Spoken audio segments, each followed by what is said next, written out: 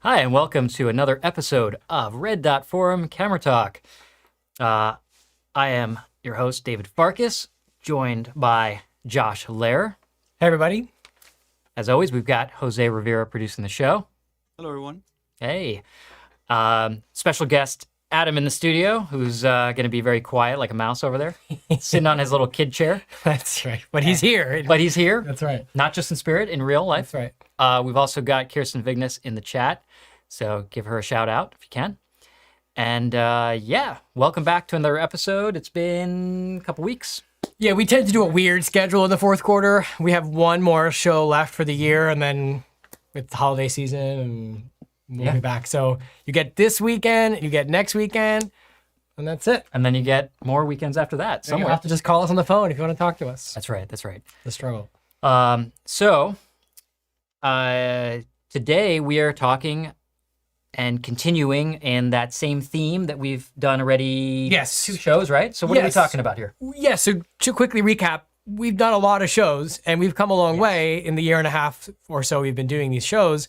And David and I realized that a lot of you guys have come on way after we did all the shows about the M10 and the Q and stuff. So we're taking advantage of all of the changes and developments and things that we've learned since the year and a half that we've done these shows, and kind of revisiting some of these topics.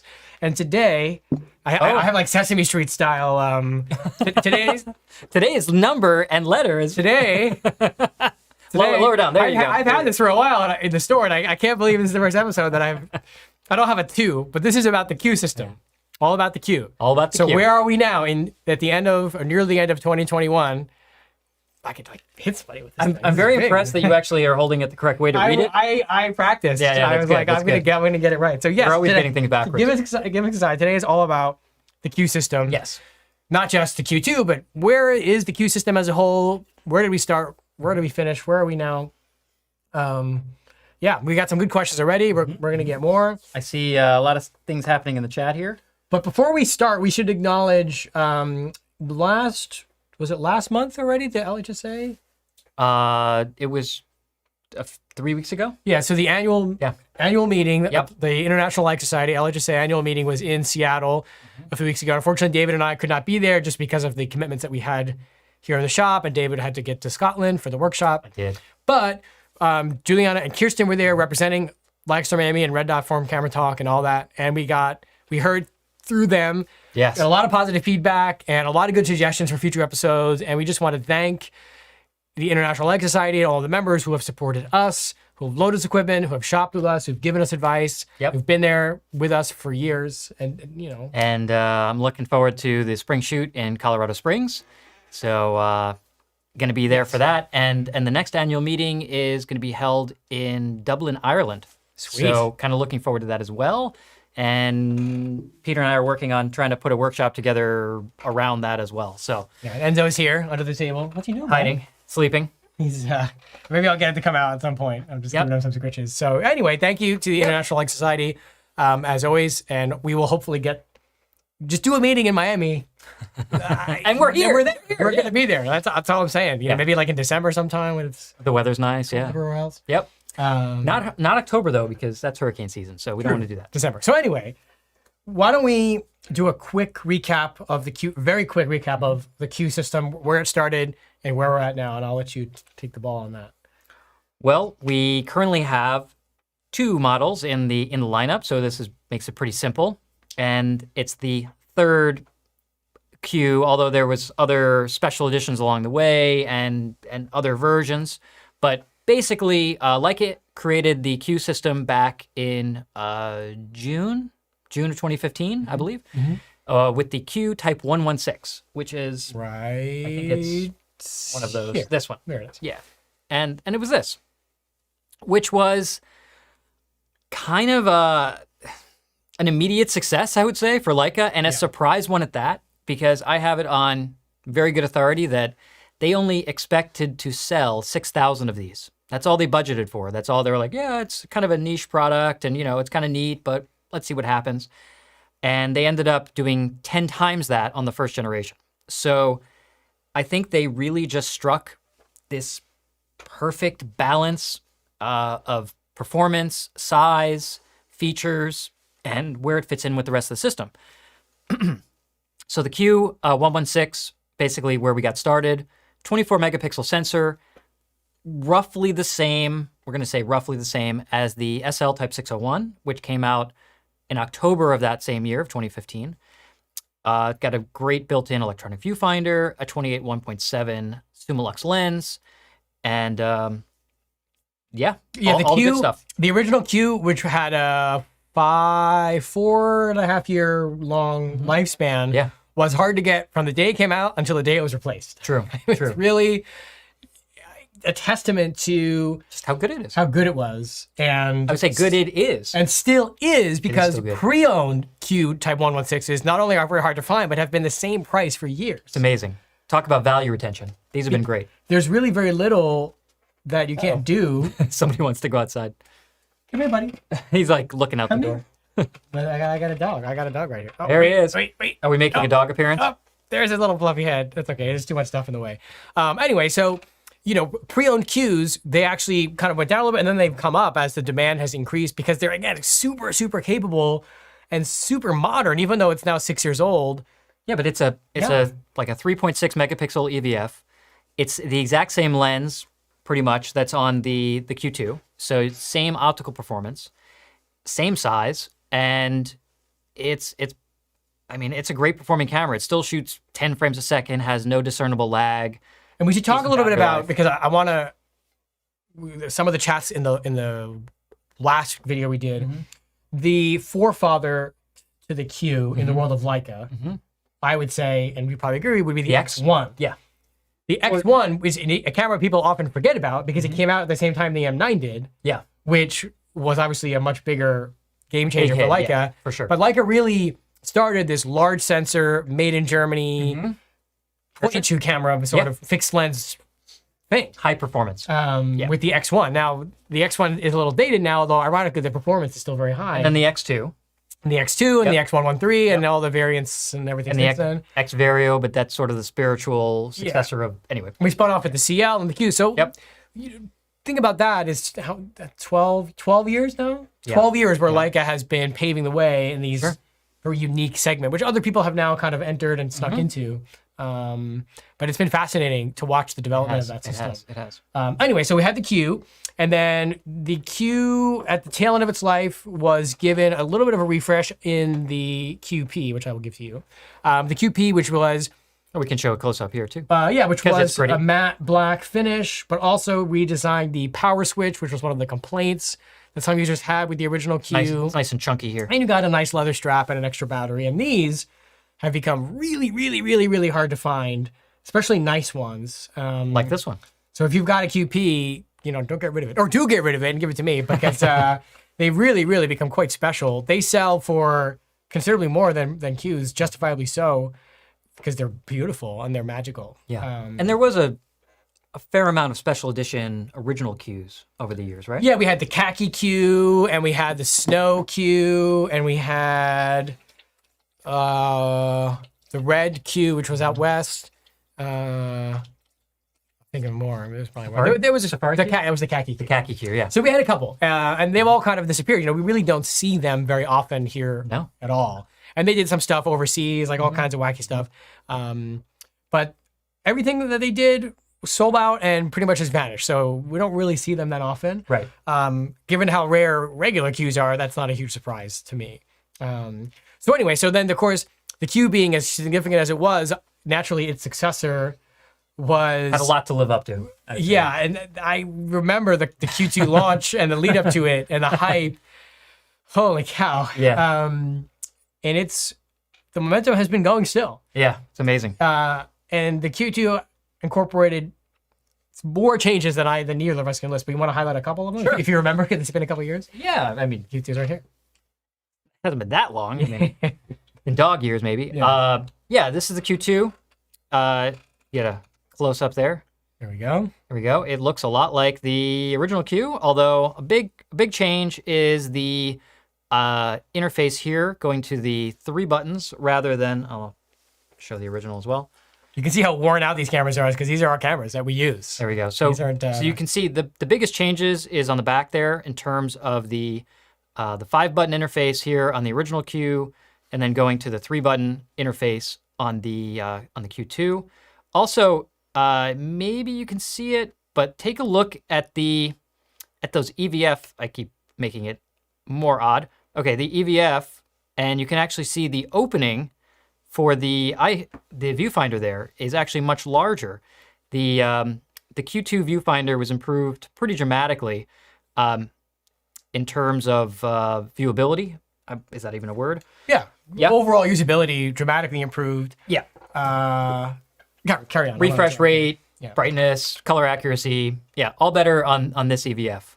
And the interface is nice. We've gone to the unified interface as well. So when you push the menu button, Yeah.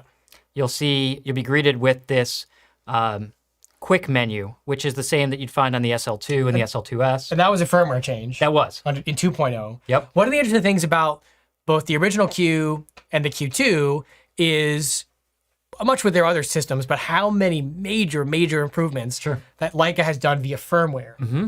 And on that note, I will mention, as I mention often, if you own one of these cameras or any Leica camera, please update to the latest firmware. As the guy who takes all the cameras on trade-in and updates the firmware of these cameras before I list them for sale, I'm always a little sad when I see cameras with 2 or 3 generations old of firmware because you're missing out on so many amazing features, which we'll cover a little bit later. We will. But that's just I had to mention that. Yeah. The lens is the same. So we still have the 28 1.7. Why fix a good thing? And obviously another one of our favorite things, and I'll show you on this one here, is the macro functionality, which I love. Yeah. And this always gets oohs and ahs when you show that. Here, when it's infinity, maybe you can't really tell. So I'm going to go to minimum focus distance. Okay, so you'll notice at minimum focus, we're just under 0.3 meters or just under a foot.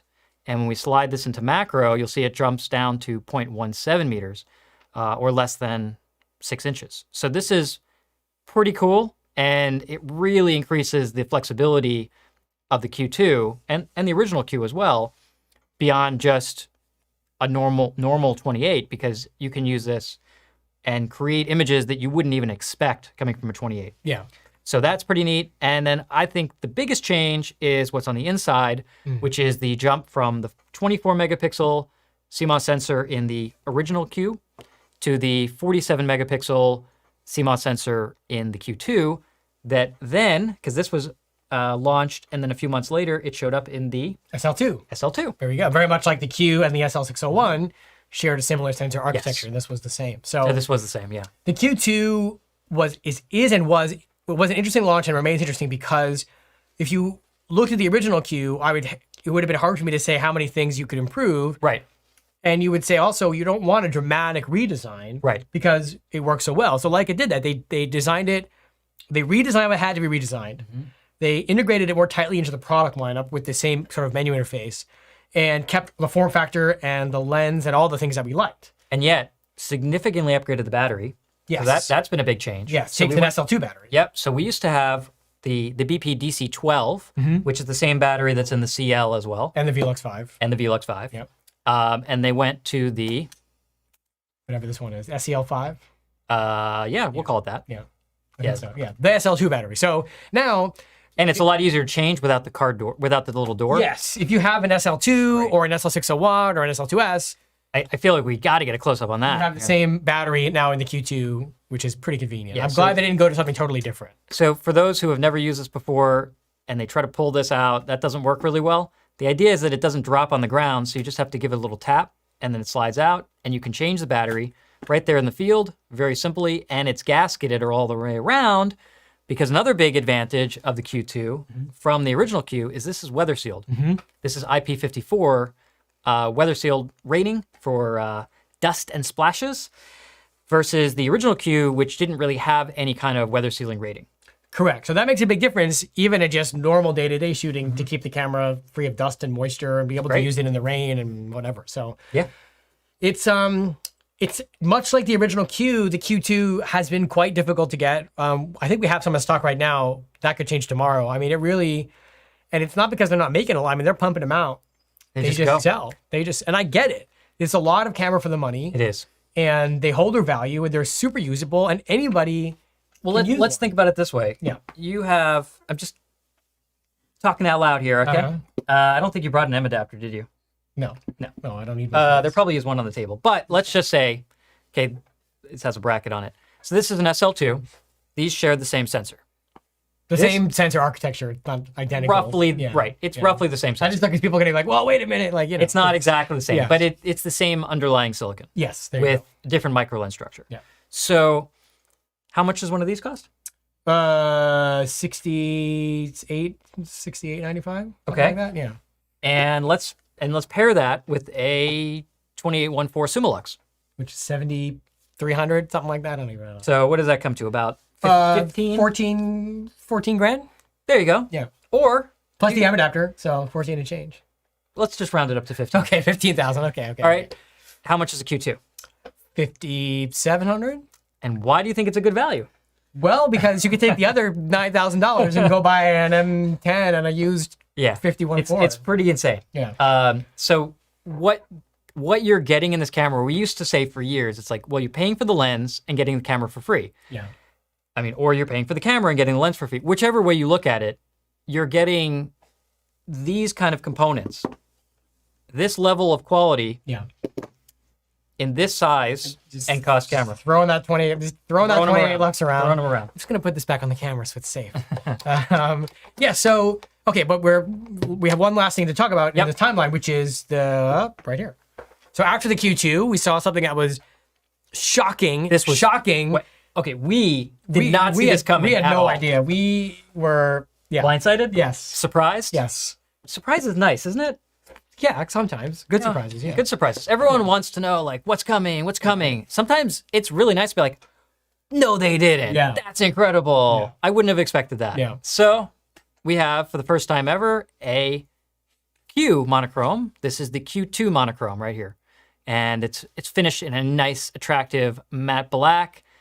There's no red dot on it here. Yeah, it follows a similar vein to the M10 monochrome, where it has the monochrome lettering on the top plate in front of the hot shoe. It actually looks desaturated if you look at the the no shutter speed dial. no colors on any of the lettering, numbering, nothing. It is purely Monochromatic. monochromatic, which is fitting. Super, super classy. Crazy good low light performance. We have a whole show dedicated to this camera. Yeah. If you want to learn a lot more about it, you can watch that or David's hands-on review. Yeah, I did a whole review of this, which is right here on YouTube. shorter than the 2 hours that a normal episode goes. It is. I think it's only about 15 minutes long. Yeah. But I went out, I shot pictures with this.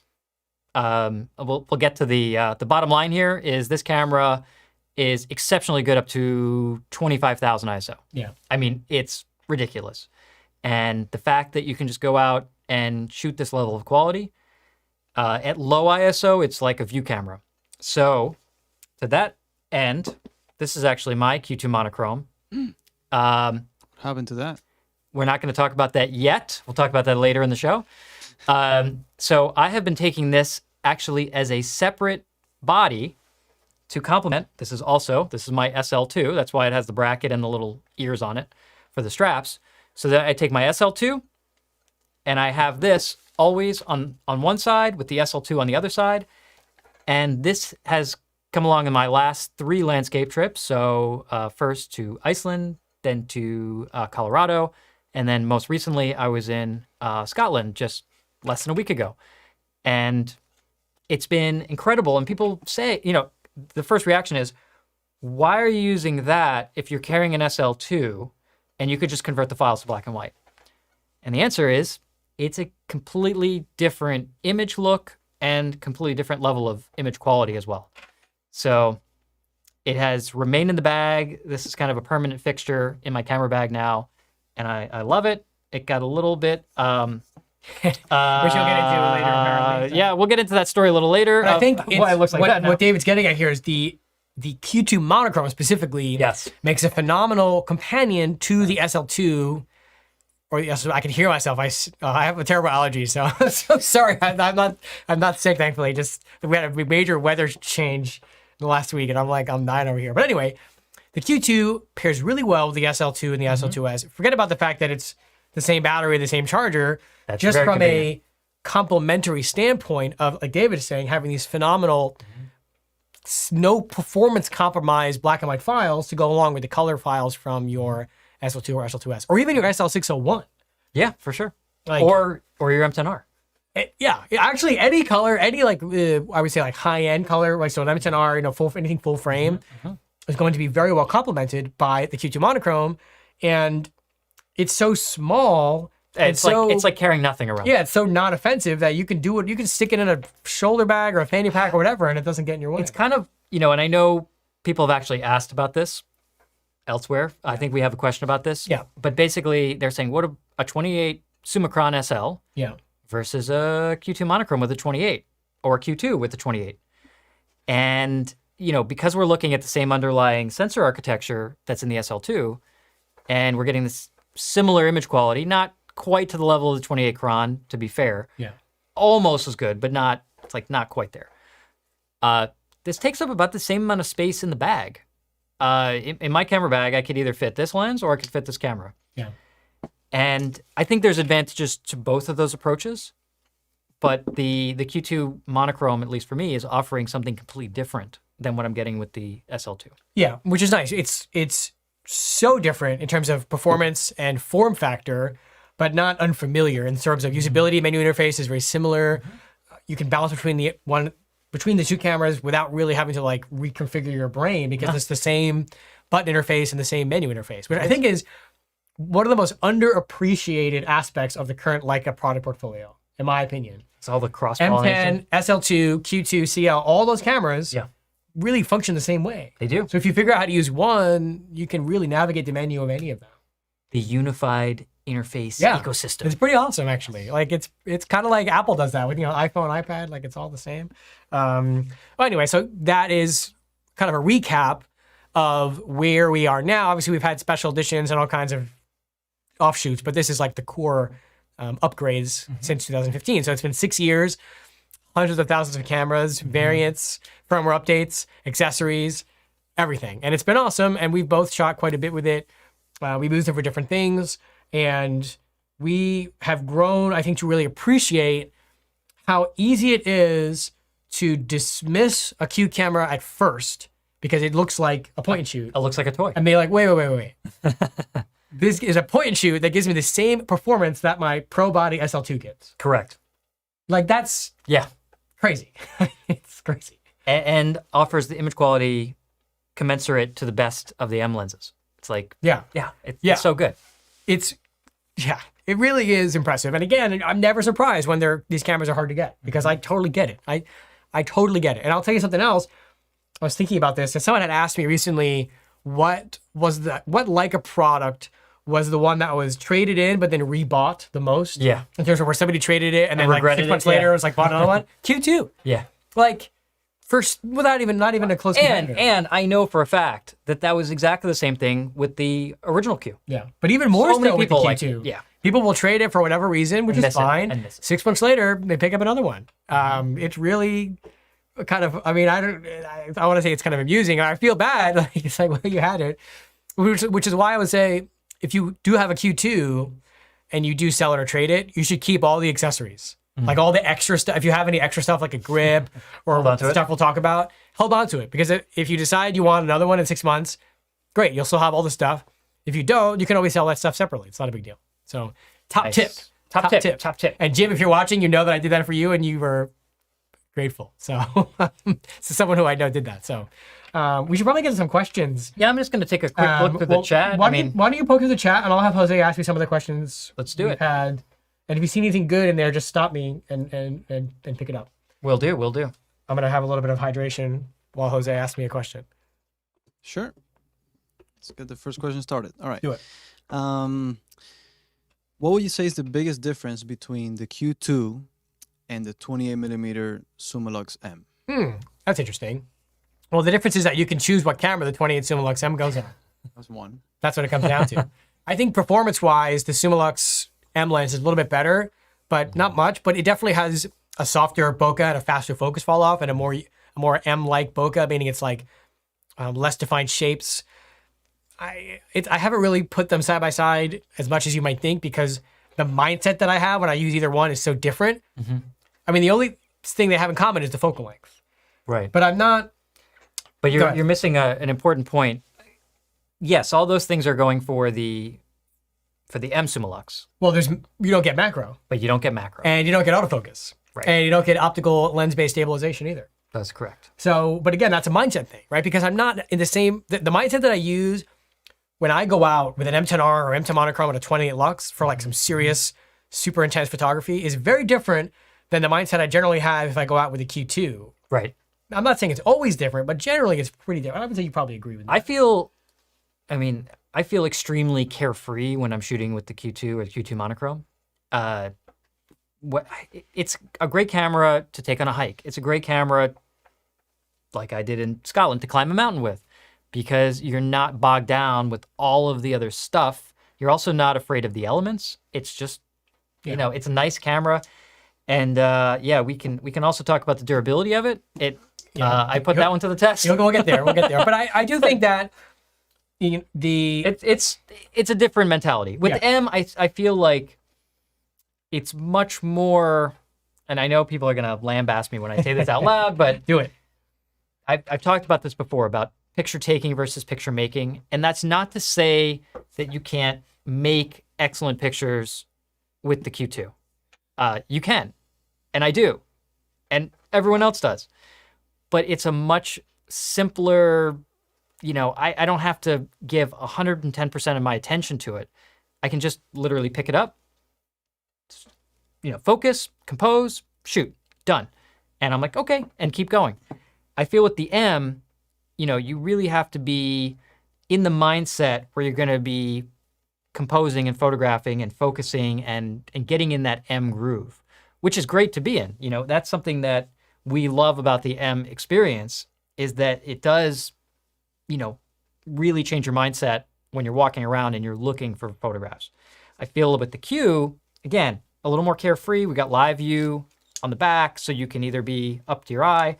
We do this stuff all the time, holding it up here and like shooting at weird angles. So it's just a little bit more carefree. I would say that's the biggest. And I'll tell you what else. If you're with other people, it's pretty easy to hand off a Q2 to someone. It's true. Whereas an M camera, that's like, well, let me give you a 20-minute lecture. Let me give you a 40-minute lecture on the history of M and a 20-minute lecture on how to use it. Hold on, you have 2 hours because we're going to watch this video. That's right. Let me show you this live stream to David. Well, that was a 2-parter, so you got to watch 4 hours. It's a serious commitment right there. But anyway, that's the long-winded answer to the 28 Lux M versus the Q2. And we get this question all the time, and I think it's because if you just look at the name, you're like, oh, there's like the same thing. How would I pick? But really, it's very, very, very different. And I think that also has a little bit to do with what do you already have? Yeah. What do you currently have? Yeah. If you have oh, go ahead. Sorry. No, if you have an extensive M kit and you have an M10 monochrome already, and you have an M10R, and you have a swath of M lenses, but you're just missing a 28, and you love to do street photography and low light photography and whatever, it's like, get a 28 Sumalux M because that's going to fit your system better. Yeah. You already have multiple camera bodies, and you already have a full complement of lenses. You don't need another camera. You just need a lens to fill out your system. I think, again, if you got an SL2 or SL2S with a zoom, this is a completely different experience, and that's going to be a better complement to it than adding, say, the 28M lens with an adapter and being tied to manual focus and no weather sealing, etc. All right. Let's go to the next question. All right, let's see what we have. Can you explain the image cropping and why the resolution drop on the Q2? Sure. So Go for it. I will admit this is probably Leica did a bad job of explaining this early on, but also because it was so different.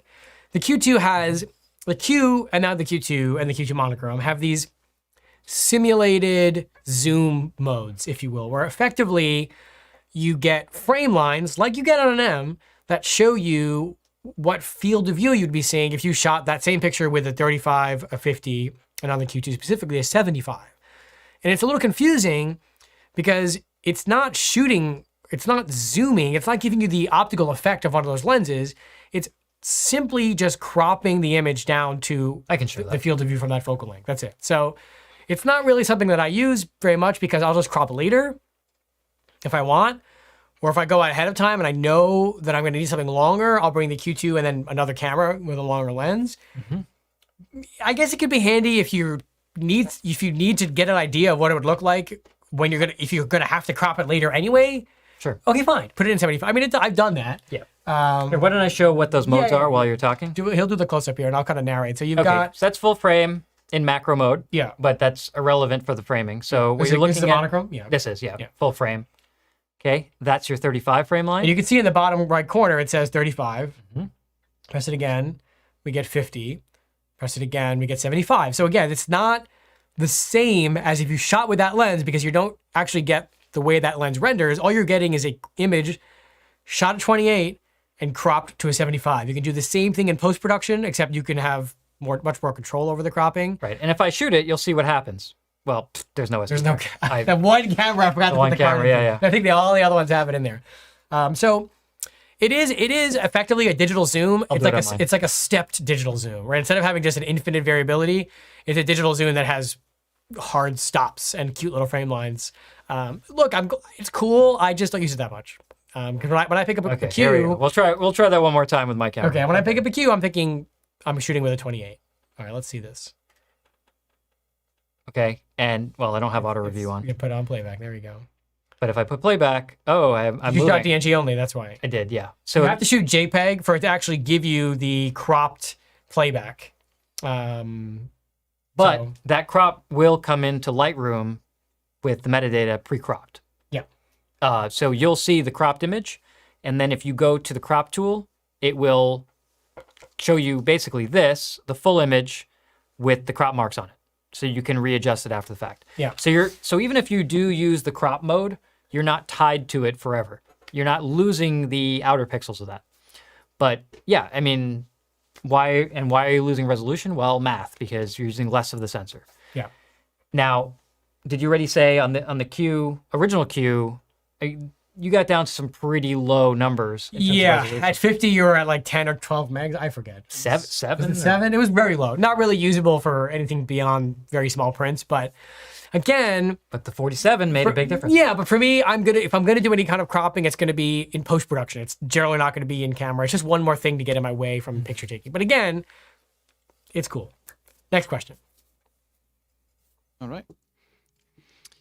What is the highest ISO anyone has shot on the Q2 monochrome? I think you mentioned- Anyone? I don't know I don't know anyone. I mean, I'll shoot. I'll 1 million. I'll go as high as I need to. Like I've said about 8 billion times, and I'll say again, and David knows, I will always take a grainy picture over a blurry picture.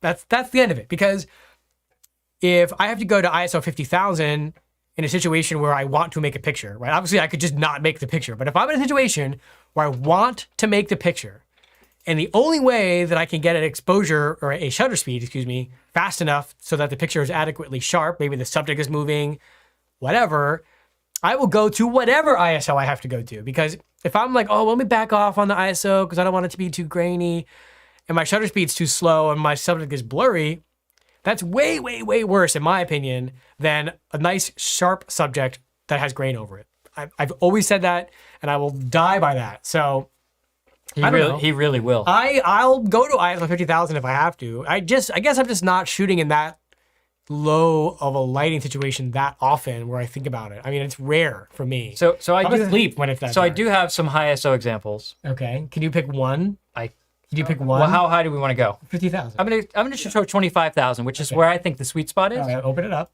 Don't go yet. Don't go yet. Can you zoom in on that? Zoom and enhance? Zoom and enhance. Is that full? You can go to the computer screen. Ah. Say. Nope, don't go to the computer screen. There we go. Yes, go to the computer screen. You can go to the computer screen? Yes, you can go to the And computer go. screen. And go. There we go.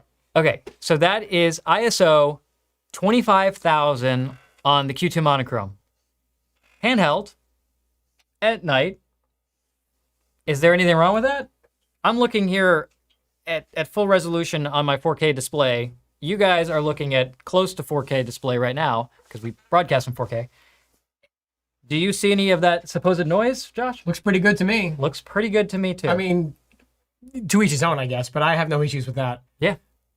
Well, I don't know. I think in the end, if you had made that picture at a lower ISO, the people that are walking may have been It'd be blurry. blurry, or you may have been blurry if you were moving a little bit, even with the stabilization. I'm gonna find. I have another one at 50,000. Okay. Here we go. These are at low. Oh, I would say this at low ISO. It looks to me. I mean, this is like medium format quality. This is absurd. You're basically getting even better image quality than you would get on an SL2 converted to black and white. Yeah, it's pretty ridiculous. It's ridiculously sharp. And that lens, you look all the way up into the corner with the trees, all the way down into the water, to the building in the back. This is sharp everywhere. Didn't I say we were just going to show one picture? No? I think you said that. Yes. Hold on. I'm trying to keep our show under control here. And you can see all these pictures in my review. So wait, that's important. These pictures are in your Q2 Monochrome review on red.forum. Yes, they are. And so David's rushing through them, but all of these pictures live on red.forum.com in David's Q2 here we go. Monochrome review. They are there. That's 50,000 ISO. Okay. I know I can see some grain in the sky, But it it's doesn't bother totally me. acceptable. And it's pretty tight. Yeah. And there's detail in those palm fronds. But the reality is everybody's tolerance for ISO grain is going to be different, and that's fine. Photography is subjective, so I guess I don't really have an answer to that question. The highest ISO anyone's ever shot on the Q2 Monochrome is the highest setting that it goes to. Yeah, which is, does it go to 50 or I think it 100,000? goes to 100. I don't even know. Yeah, and that's another 50,000 ISO. Where did shot. our It's ridiculous. I mean, this is absolutely ridiculous. But anyway, Jose, we can. Yeah, it goes to 100,000. That's what I thought. Yeah. I wouldn't use it at 100,000. I don't know what it is with me, but I will only go to the one step below maximum because I do find that, at least with Leica cameras, that last one stop is just, it goes from like pretty good Yeah, to, it's a big to jump. horrendous. It's a big jump, yeah. And Let's go to the next question. We've spent a lot I of am time. going to show, No, you're not showing more pictures. no, I'm not. I'm showing another thing that I want to show here. The showdown? Yeah, so just go back to the screen real quick. And I just want to show on red.forum.com, if you go under field tests, I did do specifically, this is an ISO showdown of the Q2 Monochrome versus the M10 Monochrome with the 28 Sumalux M versus the Q2 Monochrome, or Q2 Color converted to black and white, and the M10R, again with that 28 Lux, converted to black and white. And you can go through this, and basically there is samples upon samples upon samples, and you can even download the full-size files, and I give a rundown at 100%, 3 different spots on the test image with all these different cameras head-to-head. So if you want to see really the difference between a Q2 converted to black and white and a Q2 Monochrome, native black and white, or where the SL2 converted would be with the same lens, or the M10R converted, right here. Just go check it out.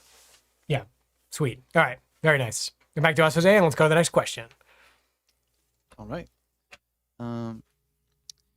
Well, we have a comment that just came in, a question that just came in on the chat. Okay. So are you saying the Q2 Monochrome will provide more likable images than conversion from color? Well, first of all, the word likable is purely subjective, so I can't answer that for you. But cleaner and more But detailed, if we're talking about objective, measurable objective performance, yes. they're going to make me do this. Yeah. No, just stop for a second. We have an entire episode about monochrome, but the very short answer is this.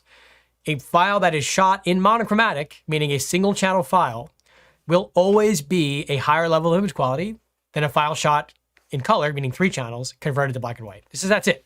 Show this one image. Hands down. Okay, this is Q2 Monochrome on the left, Q converted to black and white on the right. Or Q2. Q2 rather. Q2 converted to black and white. Same megapixels, same lens, same everything.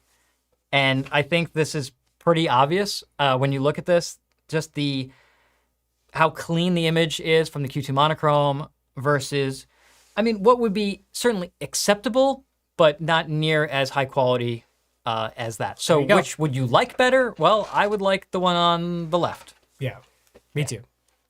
All right, next question. Right. Let's go here. I had one here. Sorry, I lost it. Losing your edge, Jose. All right. Did he ever have it? I think so. I It was think like a it was week. It's a week for him. about a month. No, there was one on the chat that I saw. That was, Oh, okay. That's okay. All right, I'll go back to it.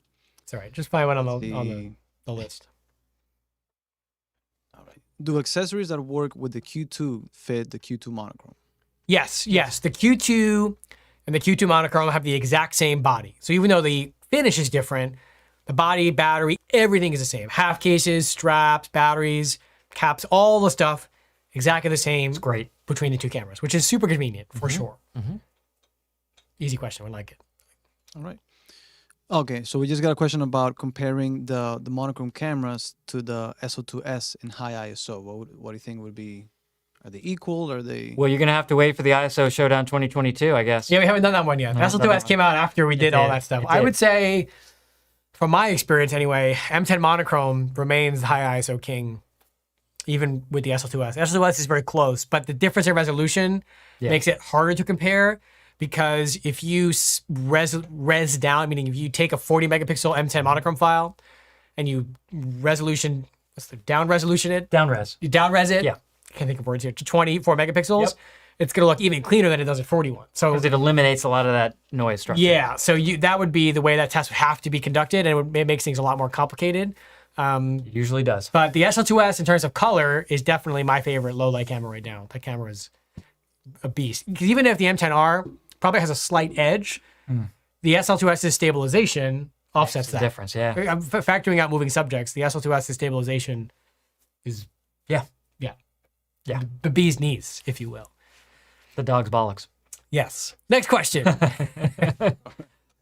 I took that one back from the UK. Oh my gosh.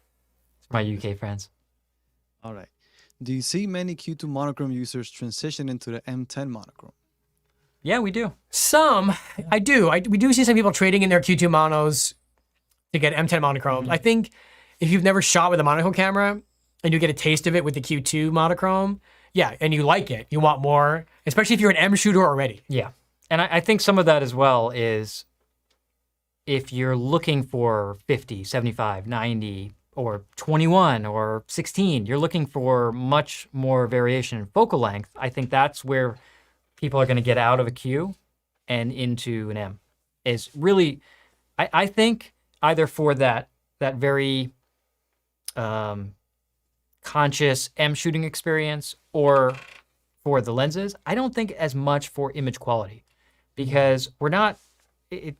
It's not so much, and you can see again. Right. Look at the Right, the example. difference is what he's trying to say. The differences between the M10 monochrome and Q2 monochrome from outright image quality are not so dramatic that that alone would be the reason to go from one to the other. It's all the benefits or the challenges, if you will, of shooting M and the M experience that would make you want to switch. Yeah. But I think overwhelmingly what I see are people with an M10, they get a Q2 monochrome, they have that for like 3 months, they love it, and then they go and pick up an M10 monochrome. Right. Because they already have an existing M system. Correct. Yeah. The good And question. for there, it's just a matter of getting a body versus an entire kit. Next question, please. Okay. Do you usually use color filters on the Q2 monochrome? Yes. Yes. Leica makes E49 color filters in orange. Wait, here we go. Orange, green, and yellow. Maybe hold We definitely recommend that work. trying them if you've. Oh, Hold it up against that. Yeah, here we go. This is the orange one here. So the Q2 monochromes accept 49 millimeter filters, E49. Leica introduced the color E49 filters when the Q2 monochrome came out. This is green. But against my shirt. There we go. Look at that. But wait. Fancy little collar But thing. wait, there's more. I can't hold 3. Just Here, I'll hold it. yeah, there. I got it. Okay. Okay, there. This is the range. I'm doing a bad job. This is the range of color filters that Leica makes for the Q2 monochrome. So if you have one, a monochrome, you should at least get a yellow or orange filter. We talked about this a lot more in our monochrome episodes, but yeah. And just because it exists in the world, Leica doesn't currently offer it, but you also can, I'm going to hold it in front of Josh's shirt for reference, but you can also use a red filter. There we go. That's fine. Oh, that's yours. Take that back. So yes, we do. Yes, I'd say most of the time I'm walking around with an orange filter on there. There you go. Next question. That was a good question, though. Thank you for asking. All right. I was cleaning up my mess here. Here we go. Next one. Is there a way to bypass the noise reduction function in the Q Type 116 or Q2 for long exposure? There's not, unfortunately. The SL2 and the SL2S do allow you to turn off long exposure noise reduction There's a but. once you lose image quality. I do not recommend it. Yeah, you're going to get a lot of high ISO noise. That's not high, sorry, long exposure noise as the sensor heats up. So no, the solution to that is you just get a second one. Yeah. And when one's doing a long exposure noise reduction, you take the picture with the other one, and they're just bouncing off each And you need 2 tripods too? yeah. Oh, wait. They make like a splitter plate with They 2 totally, heads? I've seen that. Yeah. they Yeah, totally for do. sure. Yeah. See, problem solved. 2 cameras. No problem. Or just take a nap. A short nap. How long not are your exposures? 20 minutes? Not with the Q2 Monochrome though. No, not with Okay. the camera. Next question. Is there a way to bypass the main shutter button for autofocus and use the small button for back button focus on the Q2 monochrome? I don't think so. Not correct. I haven't tried this recently, although I still think the behavior is the same. Where even if you assign autofocus to that button, it also leaves autofocus on the shutter, Yeah, we want to decouple it. which doesn't make any sense to me. Let me try it again though, while I'm doing it too. while I'm Customize control. playing. Uh, Here we go. Zoom lock button Yeah. to AF lock. yeah, there's no AF on though. So here, I'm going to just show that. I'm playing with it too. It's okay. Here. There. Maybe. Yeah, I mean you can. So the zoom lock button is this button right here, which is what we're talking about, that back button, which would be in the place of the joystick like you have on the SL2. But you can see the choices are just digital zoom. No, it does work. Yeah, but it's AF lock. No, but that's yeah. Look, if I, at least on the Q2, if I put the camera in, this must have changed in firmware. I love when we discover things in real time. Look, if I do customize control, Yeah. zoom lock button to AF lock, Okay. and oh wait, what? I wasn't doing it before. I'm doing It it. may just be too dark in here. Maybe that's why. Yeah, I'm doing it too. Okay. Yeah, lock. Well, it'll lock it. It'll lock it once. Mm-hmm. Let's see. I'm just trying to get a sense of the behavior. I love tinkering with these things. Like Yeah, when we're both like looking This at question, cameras. yeah, I know. Here's the thing.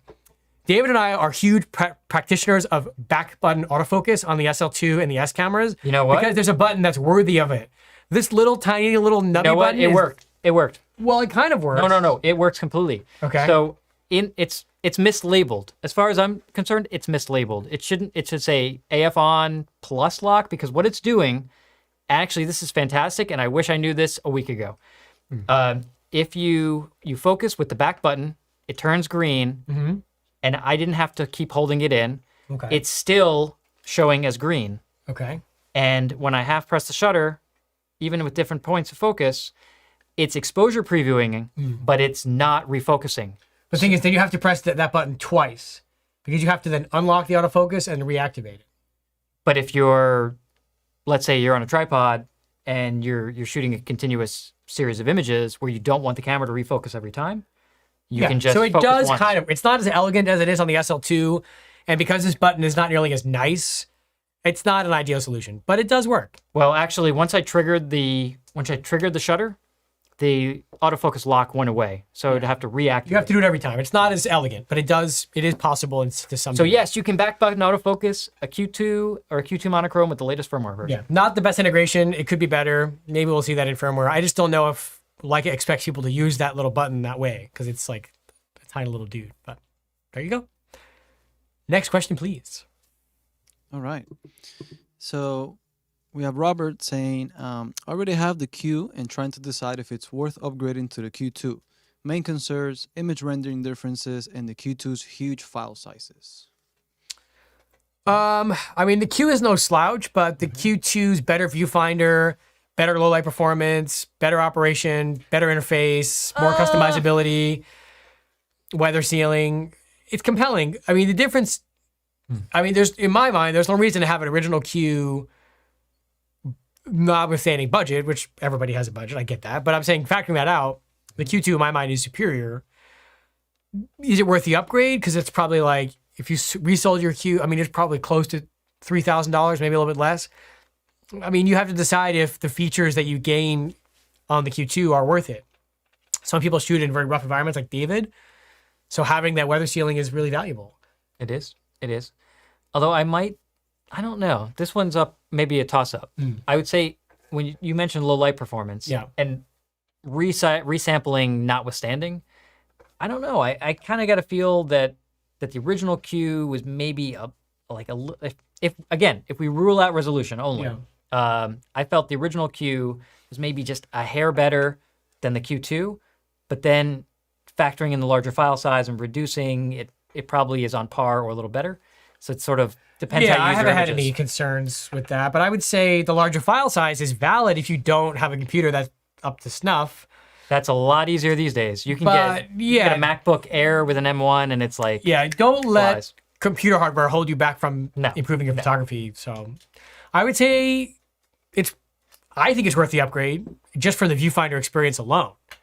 Just from the viewfinder experience, and also the usability of the menu and the button interface changes and one extra custom button. I don't know. If you're not 100% sure, rent one or borrow one or go to a Leica store, come to Leica Store Miami, try it out, and I think you'll pretty quickly see where the improvements lie, and then you'll know whether it's worth it or not for you. Because it is, of course, an individual choice in the end. Yeah. But we've had, I'm trying to think, I don't think I've had anybody go from a Q to a Q2 and back to a Q again. I'm sure it's happened, but not in Leica Store Miami. Not that I can think of. Yeah. Okay. Next question. What do we got? All right. Will you use the Q2 for astrophotography? When I read the comments on our last Q episode, there seemed to be a lot of discussion about the long exposure limitations of the Q2. I'm going to guess that has something to do with heat dissipation, given the camera's self-contained nature. Smallness. I think you have to test it and see if the long exposure limitations I know for a fact. are worth it. But I know for a fact that Peter, our colleague, he's used the original Q to shoot Northern Lights in Iceland to great effect. Now, well, they're not asking about Northern Lights; they're asking about astrophotograhy. I know. So maybe. Yeah, I just don't think I don't do a lot of astrophotography. It's weird because we get a disproportionate amount of astrophotography questions. We do. But I don't think I can't think of any people who have shown me astrophotography images with. I mean, I can tell you, for one, it has a few things going for it. Yeah. It's got a pretty wide lens, although I think for a lot of astrophotography, you want even wider than 28. Yeah. But it is an f1.7 lens, and it is extremely sharp wide open at infinity. And that right there is like, I don't know, 6/10 of the battle. Plus, you get decent high ISO performance. Yeah. No, I think, but the concern seems to be, how long are we talking about exposure? that's the thing is if the concern is only the length of the exposure is a problem. Well, it's going to be, if you do astrophotography and you want to get sharp stars, you can't exceed 12 to 15 seconds anyway. If you're looking to get star trails and rotation, like around the North Star, then you're looking for a really long exposure. I'm getting real-time user feedback here. John says, I've used the Q2 for astrophotography and it's great. All right, so just talk to John. He'll take care of you. Thank you, John. I mean, I've seen, John showed me his photos and they were very good. Yeah? John, I can't text you back. How long were your exposures if you're watching this, which you must be? Because of the delay. Let me try something here. I'm going to go to the maximum ISO. Okay, let's go to 12,500. The longest shutter speed is 2 seconds at 12,500. So I guess you just have to figure out Where that balance is. what you need. And just like there's no camera that's right for everything, the Q2 may not be right in that situation. And I can live with that. I'm curious if it's different. So 12,500, what is our longest exposure time? Probably here? the same. On the mono, it's got to be the same. Center button. There you go.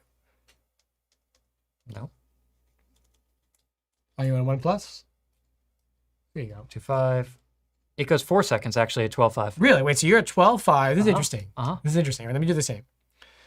You're at 12.5. Yep. You're at 1 plus here. I'm at I am. 1.7 just to be on the safe side. You're manual ISO, right? I am.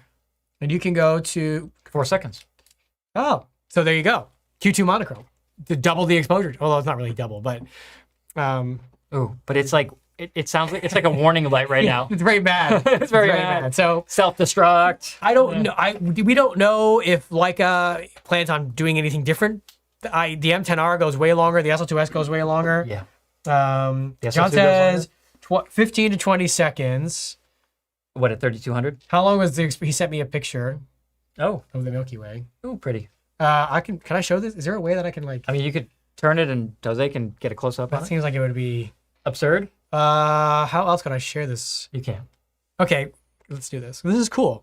So this, I want to know how long this. Or you can exposure email was. it to me. I'll just bring it up here. Oh, perfect. Okay, I'm gonna send John with your permission. I'm just gonna do it anyway. I'm gonna send David this photo, which I think is really cool. So this is a real-time user It's feedback happening. astrophotography on the SL or on the Q2. Give me a second. We're here. doing it. We're doing it.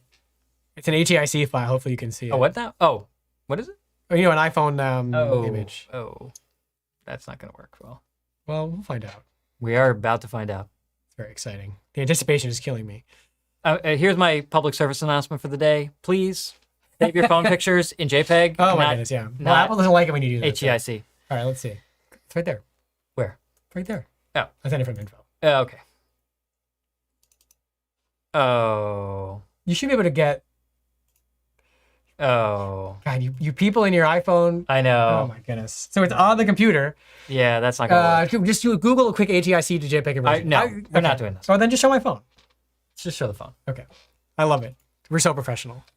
No. Only the best. Okay. Oh, Only here we the go. Oh, best. we got it. Oh, it's like I'm covered Oh, in fingerprints. so gross. Geez. See, like when I get on a mission, and that this, if this takes the rest of the episode, if this takes into the next episode, I don't even care. Here, you want to airdrop it? Will that work? Yeah. Here, just airdrop it here. We're pulling out all the stops. We right now. are not messing around, John. Just go. Just I go. just want you to understand. To play some elevator music right this now. one? So if you've got a Ah. key, why are you? Or to get rid of it. Why is it not on mute? There we go. Don't worry about it. Okay. Hey, wait. Can we show this? That kind of works, right? It kind of works, yeah. All right. You can try that. There. Look at that. Can you see it? It's an awesome shot. We're gonna try to get it. We're gonna multitask here. You want me to text you? Hey, I got it. No. Oh, all right. Praise the Lord. Well, how do we get that on the shabby? Well, this is a lot bigger. Okay, but is it any better? Yeah. Not with all these lights in the studio. Don't worry about the lights. You can barely see it. Okay, that's okay. Put it in the corner. Oh, that's preview. Oh my goodness. There we go. We are doing great. This is gonna go in the blooper reel. if Gabe ever sees this. Well, here, you can just see it on the big shot. Look at that. Look. It's out of focus.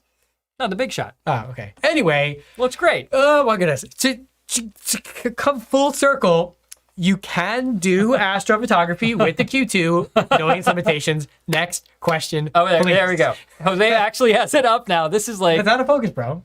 he's going to No, focus. it's making it worse. If you're watching at home, I apologize. I did start this. I take full responsibility for this fiasco. Actually, I blame John. I blame John for this because you sent me this picture and got me all excited. Oh, this is fantastic. This is like the best We are thing ever. crushing it Right? right now. We are just. Am I actually? No, it's not. I'm in not switching focus. to the close-up. This is It's the okay. worst episode Jose, ever. there you go. Oh, we got it. Yay! With the mouse cursor. Oh my. Okay. Come back to us, please. Anyway, yes. We tried.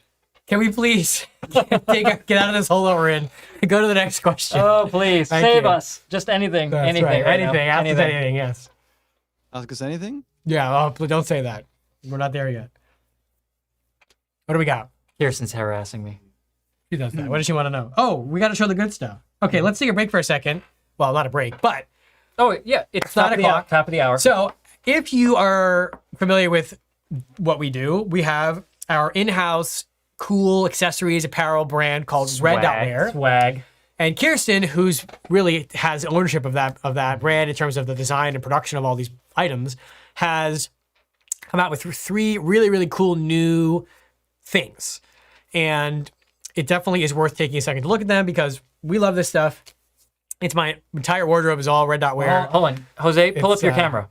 What? Oh, right. We'll show Jose's- one- So the first thing is what? There you go. Yeah, that's There the you go. first thing. Is the I dropped it. Doing it, David. The Monochrome. What is it called? The Rangefinder M Focus T in Monochrome. Very cool. So this Very the cool. original one was like a maroon color, and this is the monochromatic version. And it's basically, well, you can see what it is. It's the rangefinder. It's cool. Yeah, super It's cool. Jose is representing us today, so that's awesome. Yep. So rangefinder T in monochrome. Very comfortable. Then we've got And it's a tri-blend, I think. Is that right? it's super soft, super Very nice. Then we've got the Archie This is D'Amato. very This cool. is okay. This is really well. I'll do this last. Second is another one of our super cool pins, which are great for gifts for the Leica nerd in your life or for yourself.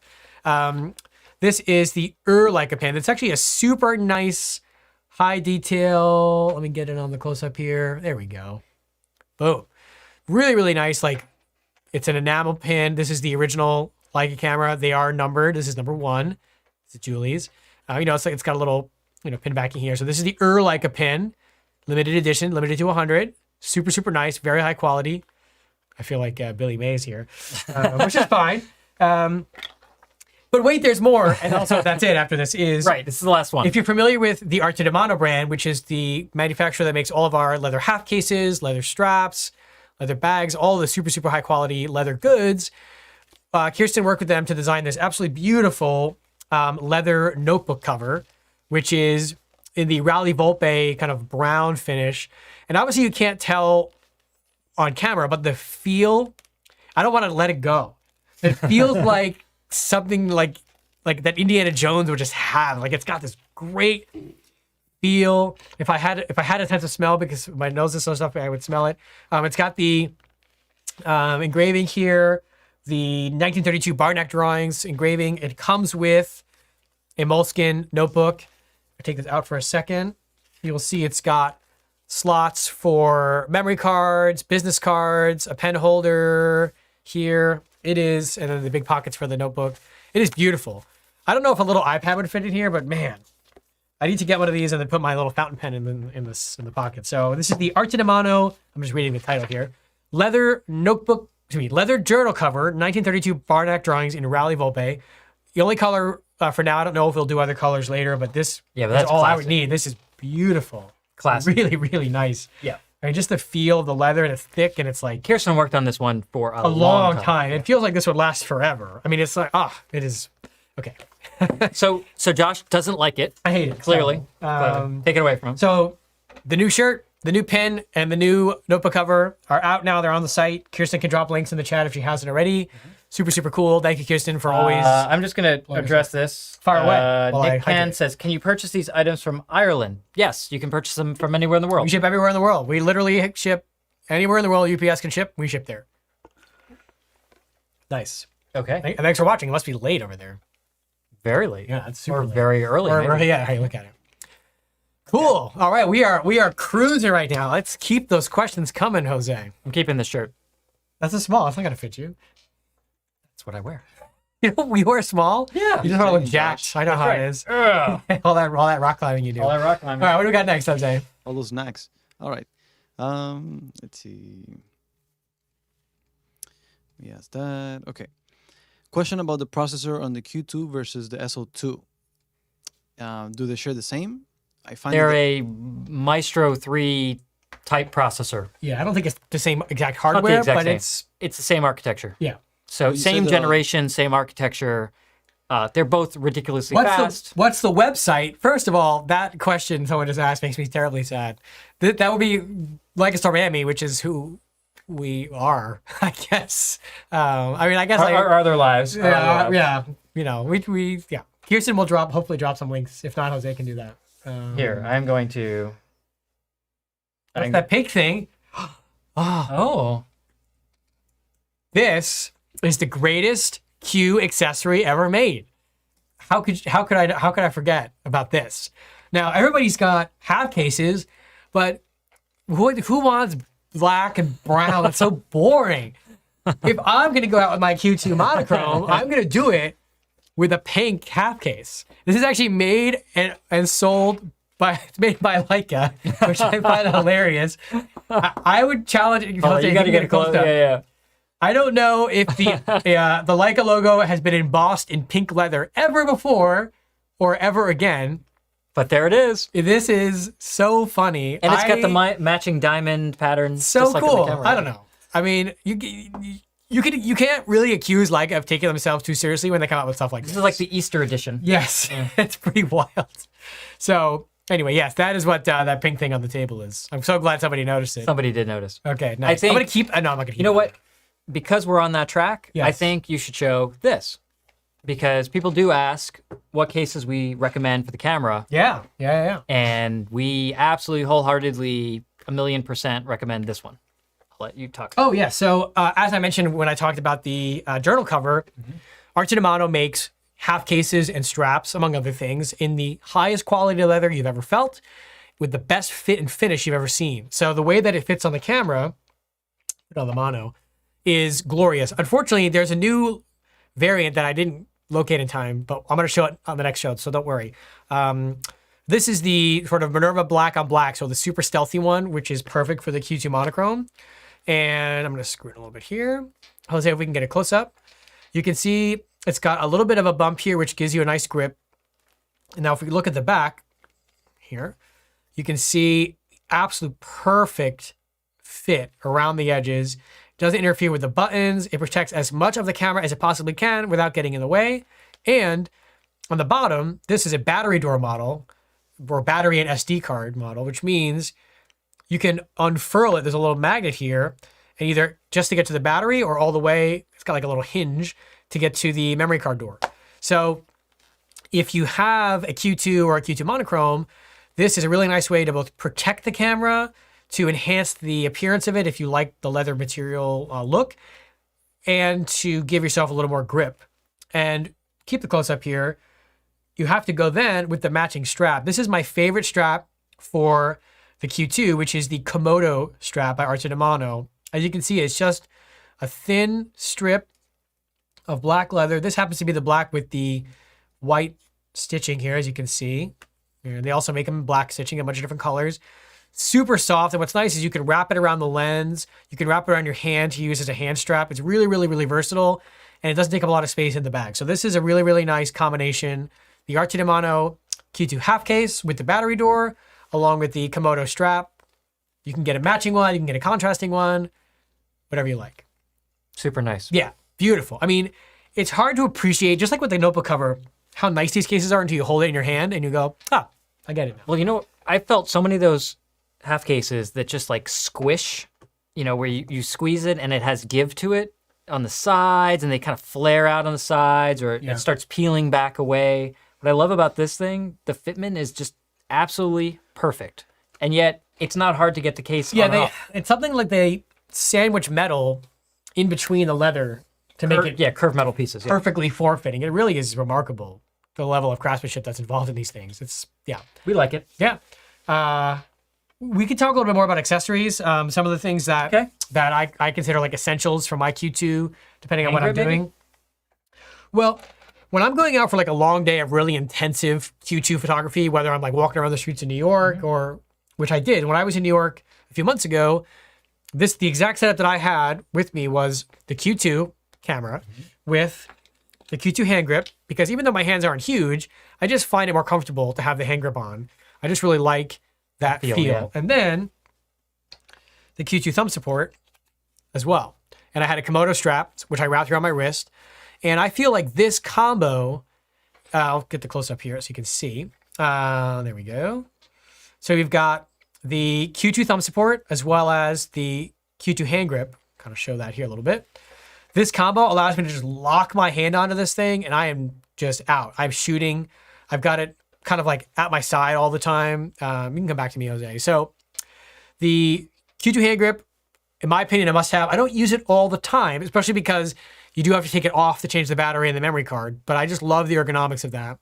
The thumbs up I have on pretty much all the time, or the thumb support, depending on my mood, I guess, but I do have both. So now what about I don't think you brought it, but that also takes the finger loop. The finger loop, which I didn't bring, because I feel like I've talked about that way too much. We talked about it a lot. And the other accessory that I had, which I've also talked about, but I'll bring it up again, is the Match Technical rubber lens cap. So the stock lens cap that comes with all versions of the Q2, you name it, is a metal kind of push-on style cap with felt lining. The felt can fall off. If you drop the cap, it makes a horrible noise. It gets dented. Horrible noise. So Match Technical, who makes the thumbs up, produces the LC-SR01, which is a rubber push-on lens cap that fits all variations of the Q, either with or without the hood. So literally, let's get the close-up here one more time, Jose. We got the hood. It just pushes on. Boom. It's nice. You can rest it on this. It won't scratch anything. It protects the front of the lens. Honestly, you can go back to me. If you have any Q variant, you owe it to yourself to have this cap. It's like, you just have to have it. I don't know what else to talk about.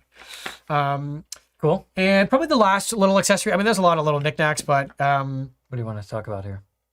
I'm debating what's the last thing I want to talk about. Well, some simple I stuff. I can demo these because I have the attachment on here. Okay, so why don't you? I shot it for a second, and David, show them the Peak Design straps that you like to use for your Sure. mono. Yeah. Yeah. So this is my. You're doing great. Thank you. I appreciate that. So right now you can see I've got this hanging here. These are Peak Design anchors, and there you go, Jose. Yeah. So you can see now.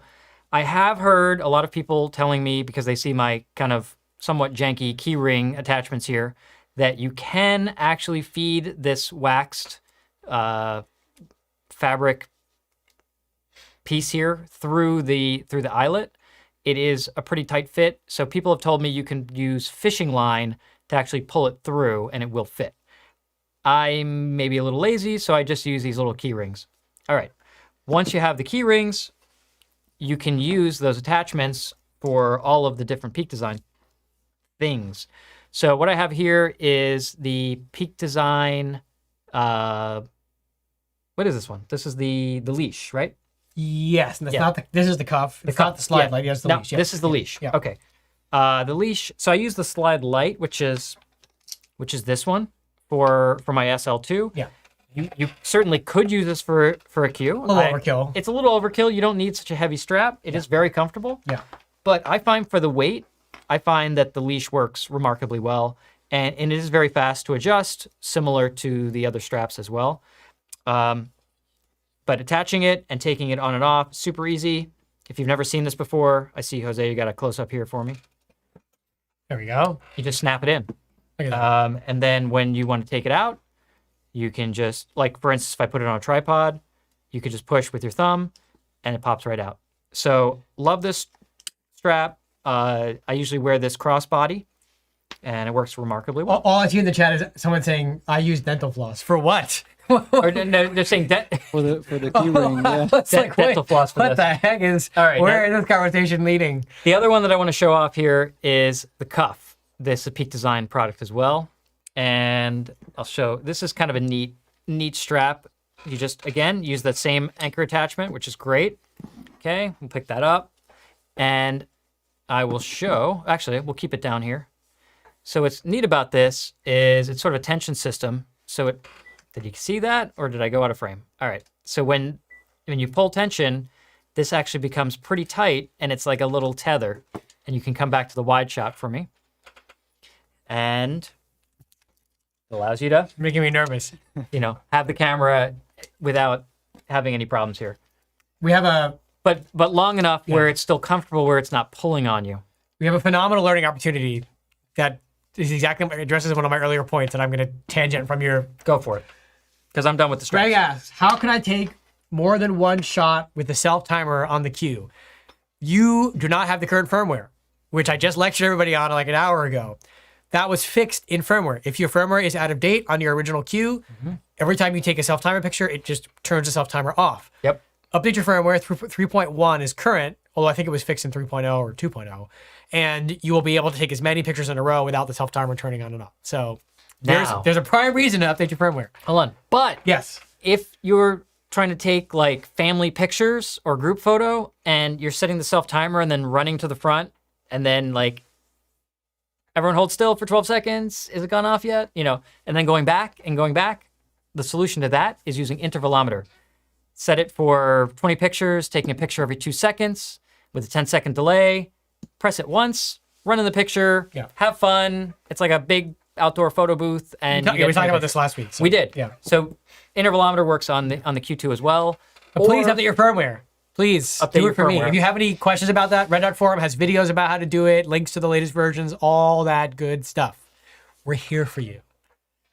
We're here for Wow, you. that's so. Yeah, I mean, we're not actually there, but we're somewhere. here. We're here. We're here virtually in cyberspace, right? Okay.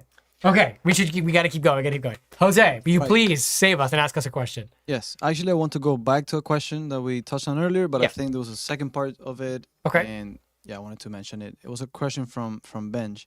It was a question about the processor on the Q2 versus the SO2, but his second part of the question was he finds that the autofocus options on the Q2 are are a bit more limited than on the SL2, especially for tracking.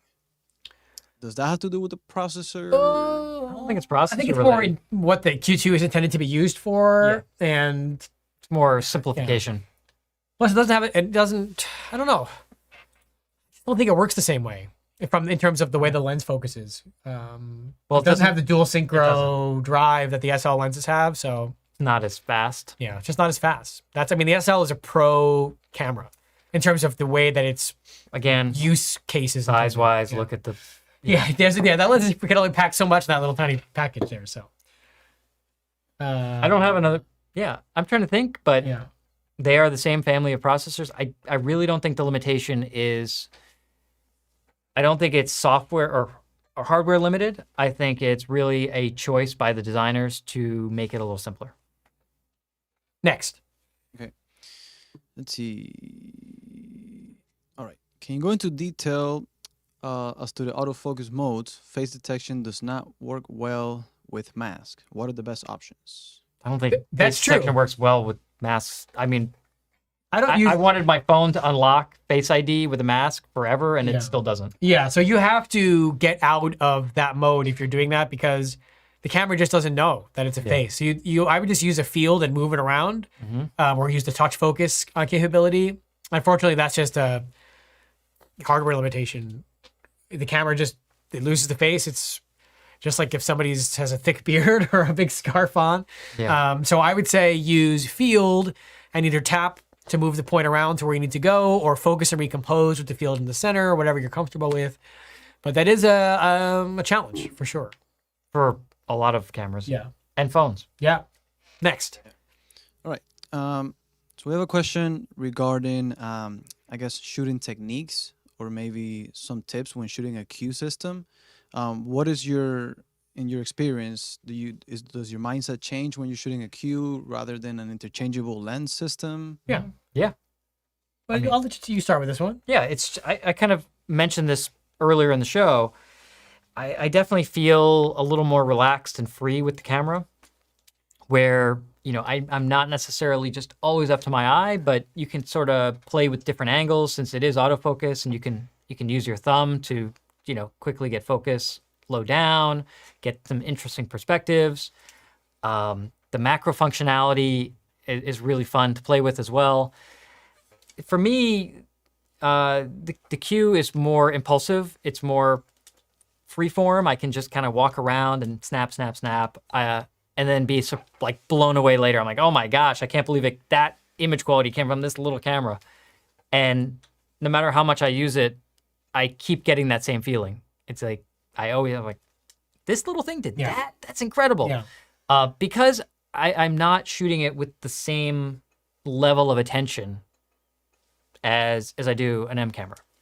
I think I'll take more risks with a Q than I will with an M. Both creative risks and physical risks, of sticking the camera in random places or whatever. Just because it's so light and it's so speedy and it's so snap happy, it's like click, click, click, click. I mean, it's nice. It's liberating. It is. I do though find that I tend to be more serious with an M. Yeah. I tend to be more studious and I tend to be more focused, so to speak, on the photography that I'm doing, which can be beneficial or detrimental depending on what you're up to. If I'm out with my friends, I have a Q2. If I'm out by myself, I have an M10. That's kind of like the M10 is like the lone wolf, out in the field, taking, whereas the Q2 to me is very social. Everybody's just and you can pass it around and it's awesome. It's just such a fun camera to have with you. But then if you want to get serious, You can. because you have the performance right there. Yeah. Yeah. Agree. My experience is about that 28mm focal length that makes you have to walk up to subjects or walk back. You don't have a choice of saying, oh, let me switch lenses, which sometimes can be the more comfortable approach. This makes you work on your photography, I think, a little bit more because you have to use a 28mm no matter what.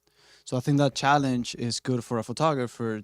If maybe you're not used to shooting 28, but you're 35 or 50, well, the Q2 is going to say, okay, now you have this challenge of, having to compose and frame with this only option that you have. So True. That's a good Wise point of words. that. Yeah. Wise words. Nice. Right. Wait. uh, Okay, let's keep going. How are we doing on time? Oh, we're great. Okay, good. We're I was doing worried. I was like, we were answering so many questions, but Keep them coming. Sorry, my nose is like, I don't have a nose anymore. This is Lens cloth? I'm good. Thank you. Oh, I think boy. it's Julie's. It's okay. No, it's totally fine. I just can't wait for this allergy nonsense to be over. Yeah.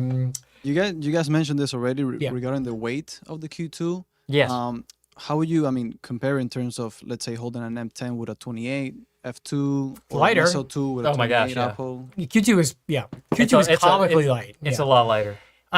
For me, being used to the SL2 a lot, so I'll pick up the Q2 initially and be like, it feels like a Yeah. toy. I'm like, what is this thing? Like, it's not a serious camera. I'm like, oh wait, yes it is. It's pretty light. It's very light. It's pretty darn light. But it's very rugged. Oh yeah, you want to tell the story that's about a convenient segue why to my... your Q2 monochrome looks like you tried to eat it? I dragged it by my car. Yeah, so Jose, you want to get a close-up on my sad Q here?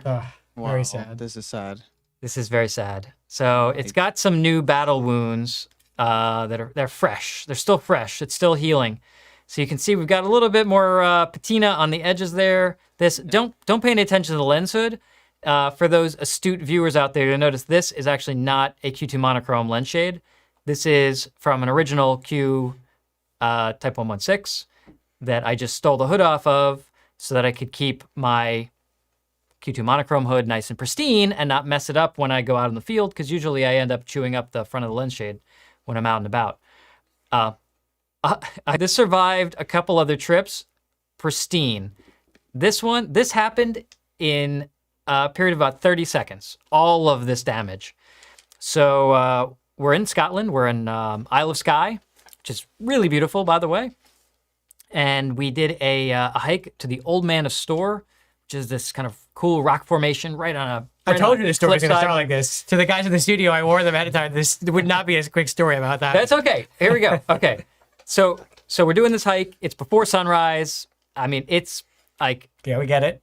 a 3-mile hike round trip with just about that kind of elevation going all the way up. Everything's fine. We get to the top and we're taking pictures.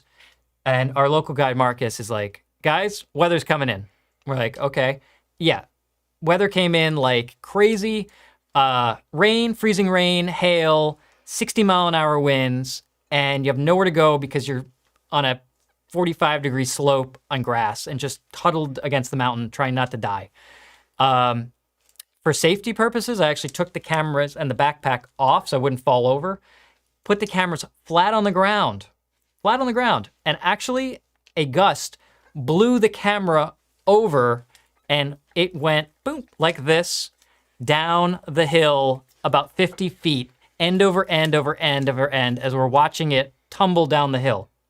And it landed on a bunch of rocks, which is the damage here. Keep in mind, soaking wet, just rolled 50 feet down a mountain, picked it up, wiped the lens off, and kept shooting. I don't advocate that you do that with your camera, nor do I advocate you ever let David touch any of your nice things. But what a testament. But the fact is, as light as this feels, as toy-like versus the SL2, which is just a beast. I mean, I have full faith in the SL2 because it has withstood every amount of torture I could throw at it. But I had my doubts, honestly, about the Q2 and how robust it was. I never expected this thing to take that amount of damage. Honestly, I've seen worse, like cosmetically. It's not that bad. It's not dented. Yeah. But it got about 3 years worth of patina in 30 And seconds. the hot shoe cover stayed on? Yeah. Remarkable. Yeah. That's actually a good reason to have a hot shoe cover. Yeah. Because it protected the contacts. It did. Yeah. Interesting. Yeah. So that's what I'm saying. This is like years worth of patina in seconds. Jeff, if try you're this at watching, this is home. why David's not allowed to touch any of your stuff. Well, I'm not going to take his stuff to the mountain in Scotland, But even here, there's, sometimes like the air conditioning comes on and that gust is just enough, to knock off. Do you have any idea the amount of force it requires to take an object like this? I don't, but I'm and sure lift it somebody up who's and move watching it? can do the math. It was absurd. Yeah. No, it is a good story. It is an amazing testament. And happy ending to the story. Yes. The weather blew by 10 minutes later, and the sun came out, and we just were greeted with the most spectacular light and conditions. So, Okay. as I always tell people on these trips, and I'm going to say it again, the pain is temporary, the picture is forever. True. Always worth it. Very true. All right. What's next? Okay. So don't try that at home, but Don't try that at home. It'd be hard to do at home unless you live on a mountain. Some people do. That's true. Some people do. all right. So we have a question from James. He has a Q1 Type 116, and he adores it, but he says that he wants to get into the M system in the long term. Okay. What do you think is the approach there to maybe sell the Q system, go into the M? What would you recommend? Well, the first question I would ask is, how do you feel about shooting with a 28, having owned a Q? If you say, oh, I love the 28, but I want the M experience, I would get an M10 and a 28 Elmerit or a 28 Superchron. I mean, this is all budget depending, right? Or if you say, you know, I've enjoyed the 28, but I really want to expand the focal lengths that I'm using. I want to try maybe a 35 or a 50. I would sell the Q and get a 35 or a 50. So you have to decide first where you want to go lens-wise. If you want to continue the 28 trend because you're really liking it, or you want to get something different for whatever creative reason that is. You could also keep the original Q, go with an M240, which is pretty much half the price of an M10, which is what, that net difference is how much the Q would sell for. So you keep the Q with your 28, get an M240 with a 50. Then you've got both. You've got an autofocused, stabilized 28 camera, and then your M240 with a 50 that you can then expand into infinity. And because the M lenses work on all the M cameras, you can build up an M lens kit.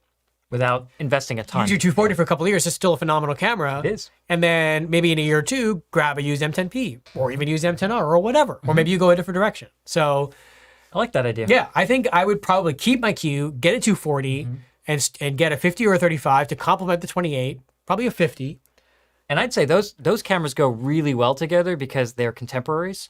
Yes. The Kind of. ish. Well, 2012 versus 2015. 2015 versus 2015. I mean, the 240 was 2012.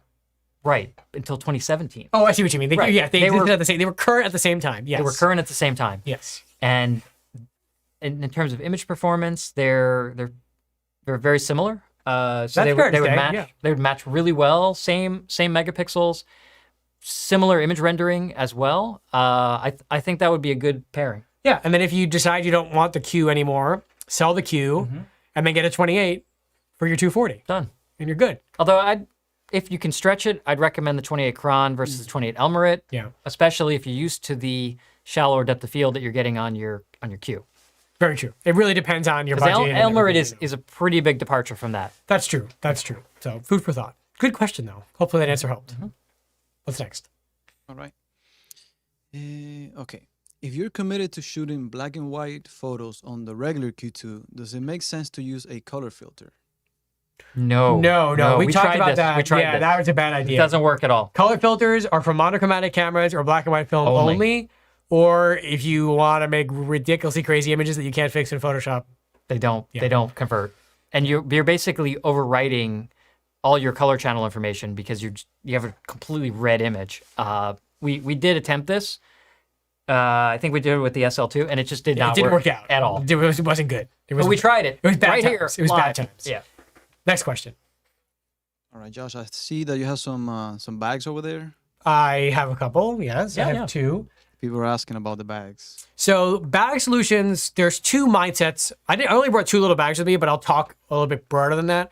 There's two mindsets to the perfect Q bag. One is the smallest bag possible that's just going to fit the camera, or the other is a bag that's big enough for maybe the charger or a flash or a Lume Cube or another camera. I brought two bags with me one that I use a lot and one that I just grabbed a new one because I couldn't find the one that I use. But the first is a bag I've talked about a million times. I'm not going to hammer it anymore Nice too bag. much, is the Q2 bag from Oberwerth, which is honestly just like, I don't know why I still have the tag on it. I use this bag. This is hilarious. I think maybe my Harry and Sally has a tag on it. I think Does it really? I walked around all of New York for days. Oh, gosh. That's ridiculous. I think it's a fashion statement. Clearly. So the Oberwerth Q2 bag, which comes in this color and the pine tree green that I did a whole ode to many episodes ago. Wait, and traffic red, right? And that's the Harry and Sally. Oh, okay, it's nice okay. because it's a very small, very high quality bag that's very discreet. It's obviously all black leather, black hardware. The strap is attached to it. Take it out of here. I have another thing in there, which I'll talk about in a second. And, it's got the red interior, and it's just big enough for, I'll put this one on. Here's a Q. Can we get that actually in the shot, Jose? Yeah, it looks like it. There you go. Is it in focus? Yeah, it is now. Okay, let's get the close up. So here's a Q with a half case on it. Forgive me here while I try to fumble with this backwards. And you can see I've got room for a charger or a Lume Cube. Probably not a flash, although I could definitely put some We have that divider extra stuck goodies against in the wall. front. Let me actually put the divider set up here. You can go back to me, Jose, for a second here. So I'm gonna put the divider in so you can actually see what this bag can hold as opposed to me just faking it. There should be an extra charger on the side there. Yeah, let's see. So this is again the Oberworth Q2 bag. Obviously, if it's a Q or a Q2 monochrome, or even if it's an M, it's just basically just a small, nicely sized bag. Okay, so get a badge up here. I've got my Super nice. Q2 with a half case on it on one side, and I'm gonna put my SF40 on the other side, There you go. and you can see it fits quite nice. So this is just a little divider flappy thing. Which is nice because it does protect the lens yeah. So if I got there we go. when you fold it down. Yeah, look at that. Very nice. So perfect size for that. So this is really in my opinion, the best built and the best sized bag for a Q. But this again is only if you just want to hold the camera with, a small thing. If you wanted to bring anything else, you need to size up. The other Overworth thing that I brought before I go on to the Billingham bag here is I brought the tag on this one so I remember the name. It's called the Jan or the Jan. Jan. It's Jan. I think it's the Jan. This is a beautiful pouch. I don't know how else to describe it, right? So let me just put this bag away. Oh. That was probably really loud, wasn't it? Maybe not. I don't think they heard anything. We're good. The Jan. This is a little pouch that. There we go. Now just pretend there's a strap on here. So if you wanted to use this as an insert in a larger bag, or simply just a way to protect your Q when it's when it's around your neck or whatever, the Jan is about as small and form-fitting of a case that will cover the Q2 you can get, and it has openings on the side. Oh, here we go. It has openings on the side for the strap. Let me show you. Hopefully the audio isn't messed up. Are we still good, Jose? I'm going to move it. Yeah. I'm a clumsy dude with my knocking bags. I get excited.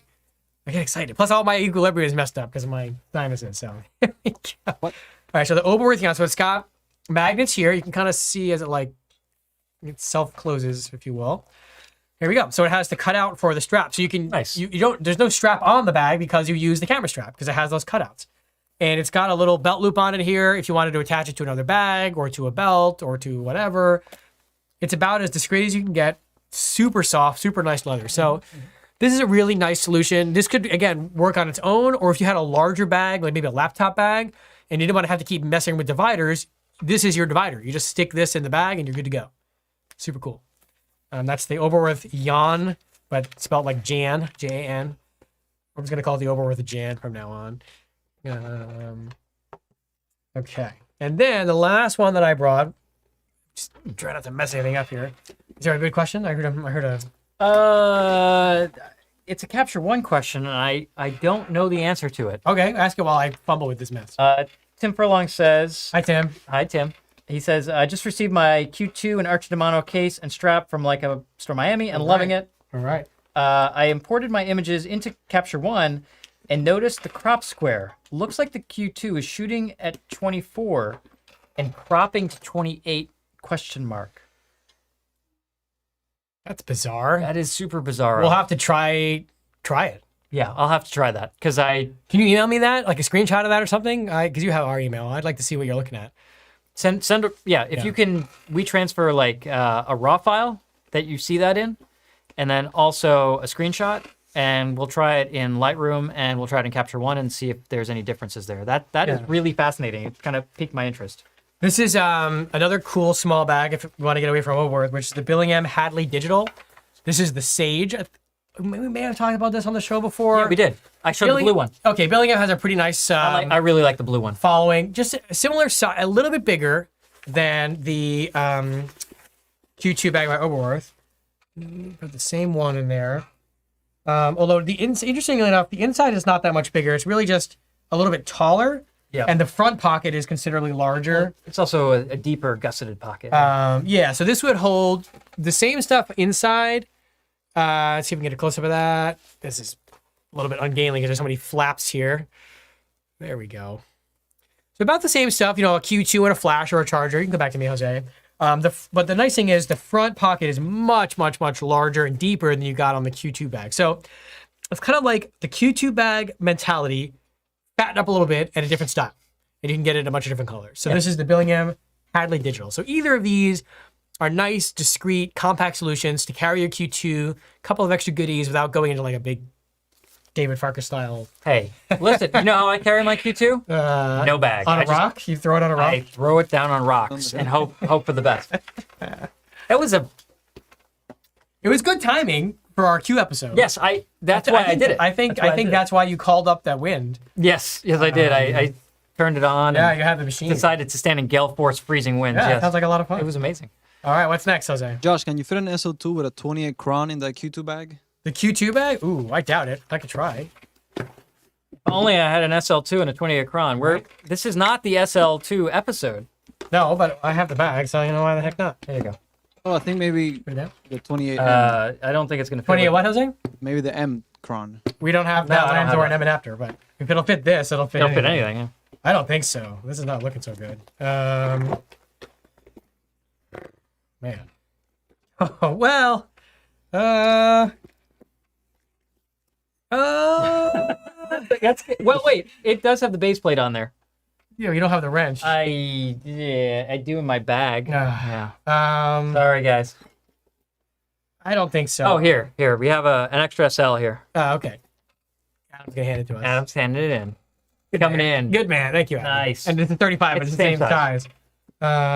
Maybe. I'm just gonna try the. I mean, Well, fit. with an M lens, it would fit because it would be shallower. Yeah. Not recommended. Yeah. Not recommended. Let me just Fits, try this but not side. recommended. No. Thanks, Adam. Can you reach it? Adam coming in clutch. We're just handing his stuff off camera now. So no, this bag is really not. And the thing is, if you're trying to get a bag that small, then just don't bring a bag. Like for the SL2, I mean, at that point. You can use the Ona Bowery for that. I've used that.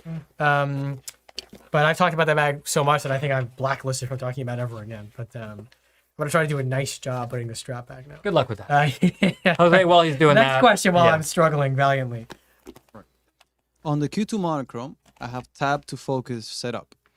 Okay. What setup would you have to switch back and forth from touch focus to autofocus quickly? I would probably set up a user profile, I think, right? You can. Because the user profiles don't have to have 1,000 changes in between. It could just be a matter of just one menu change.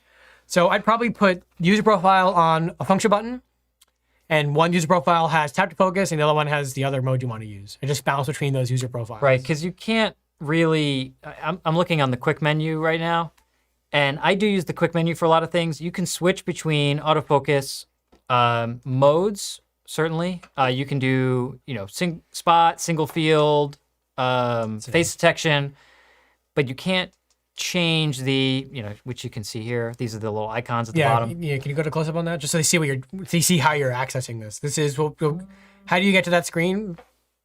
There Just you so go. they can see. Oh, sorry. Kind of half. If I just half press. Yeah. Yeah. So if we're from we a go. live view perspective here, if you just push the menu button once, Yeah. you come to this quick menu. If you push it again, you come to the favorite screen. You push it a third time, you get the main menu.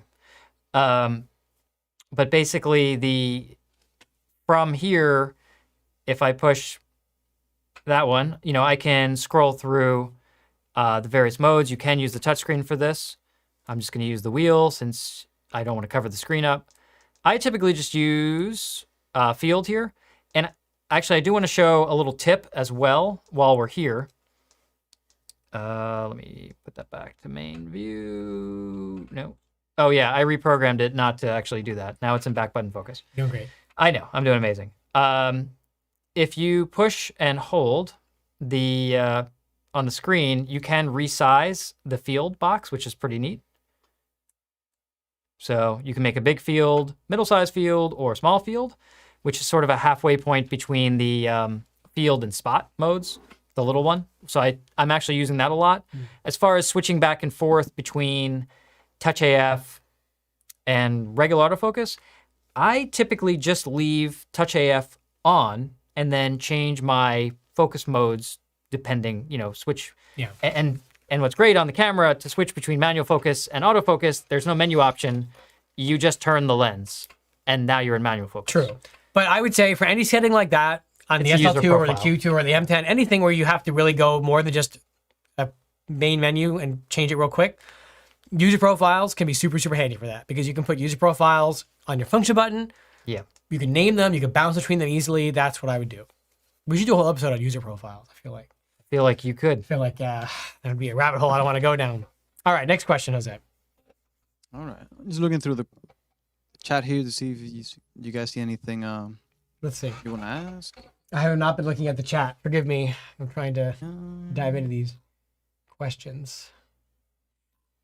I don't know. So There's many. How to avoid shutter lag on Q2 Monochrome and SL2S? Yeah, I can't say I have too much experience with shutter lag. Yeah. Can you be more specific? I'm talking to the person who asked that question about like what you mean, like because it's pretty fast. I mean, I guess if the autofocus is struggling, if it's low light or something, maybe that doesn't help. But if you could be more specific, I'll definitely dive into that answer or that question more. Like I just want to know kind of more what you're experiencing specifically and situationally, and that's leading you to ask that question, and then we'll get into it. I do want before because I'm actually shocked that I didn't see a question about this because we get questions about this every single episode we do. Everyone goes bananas. Oh yeah, you want to talk about this? Yes. Okay. So I mean, basically you guys forced us to do an entire episode about this kind of stuff. So we did. Yeah. And we did. We were and, happy to do and it, we okay. did talk about this on this during that episode. Yes. The Q2 and the Q2 Monochrome and the original Q all have that super snazzy macro functionality, which I use the heck out of. I love it. If you want to take that even further, kind of next level macro, even though you can't change the lens on the Q2 or the Q2 Monochrome or the original Q, you can put a correction lens on the front, and this is the ELPRO close-up adapter. This is the ELPRO close-up adapter. There we go. There you go. Close up. Close up of the close up. Close-up on the close-up, and you see it's the ELPRO E52. It is a thread-on, so I will have to take this lens shade off. I'm actually surprised the lens shade still turns after the abuse it took, but yeah. Another testament to that great German build quality. You gotta grab the 49 adapter. I do. I'll put it on Well, for you. that was suspenseful. What? I was just going to show, because it's a 52 millimeter thread, it doesn't screw on. So what we need is this adapter ring, which is actually included as part of the ELPRO kit. And we'll just thread that on the front there. Okay, and oh, It's hard to do that backwards. it is a little bit hard to do this backwards. You got There's some knurling there. And thread this on. It's actually a lot easier the way Josh was doing it, which is to put the ring on the ELPRO first and then put the whole setup on there. And I'm going to do just a quick test here of how close we can focus. And it is very close. Are you at minimum? No.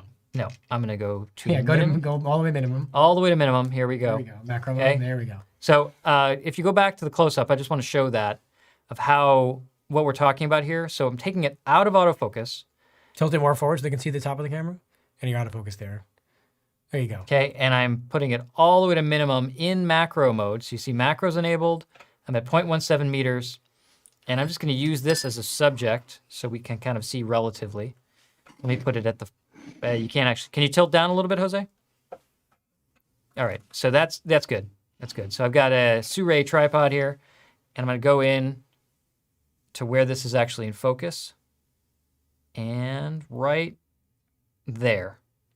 That is ridiculously close. That's obviously dramatically closer than you can get. Well, you should take a photo, I'm going to take a photo and then show let's you. take a photo without the ELPRO attached and see how much farther away you have to be.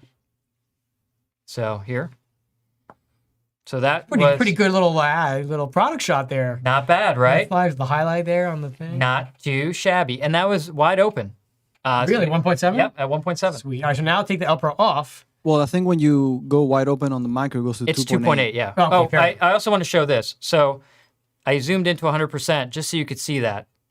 And that's pretty good. So in terms of image quality retention, even at its wide open setting, at macro, minimum distance, with the ELPRO, image quality is outstandingly good. And look at that tonality. It's amazing. Wow.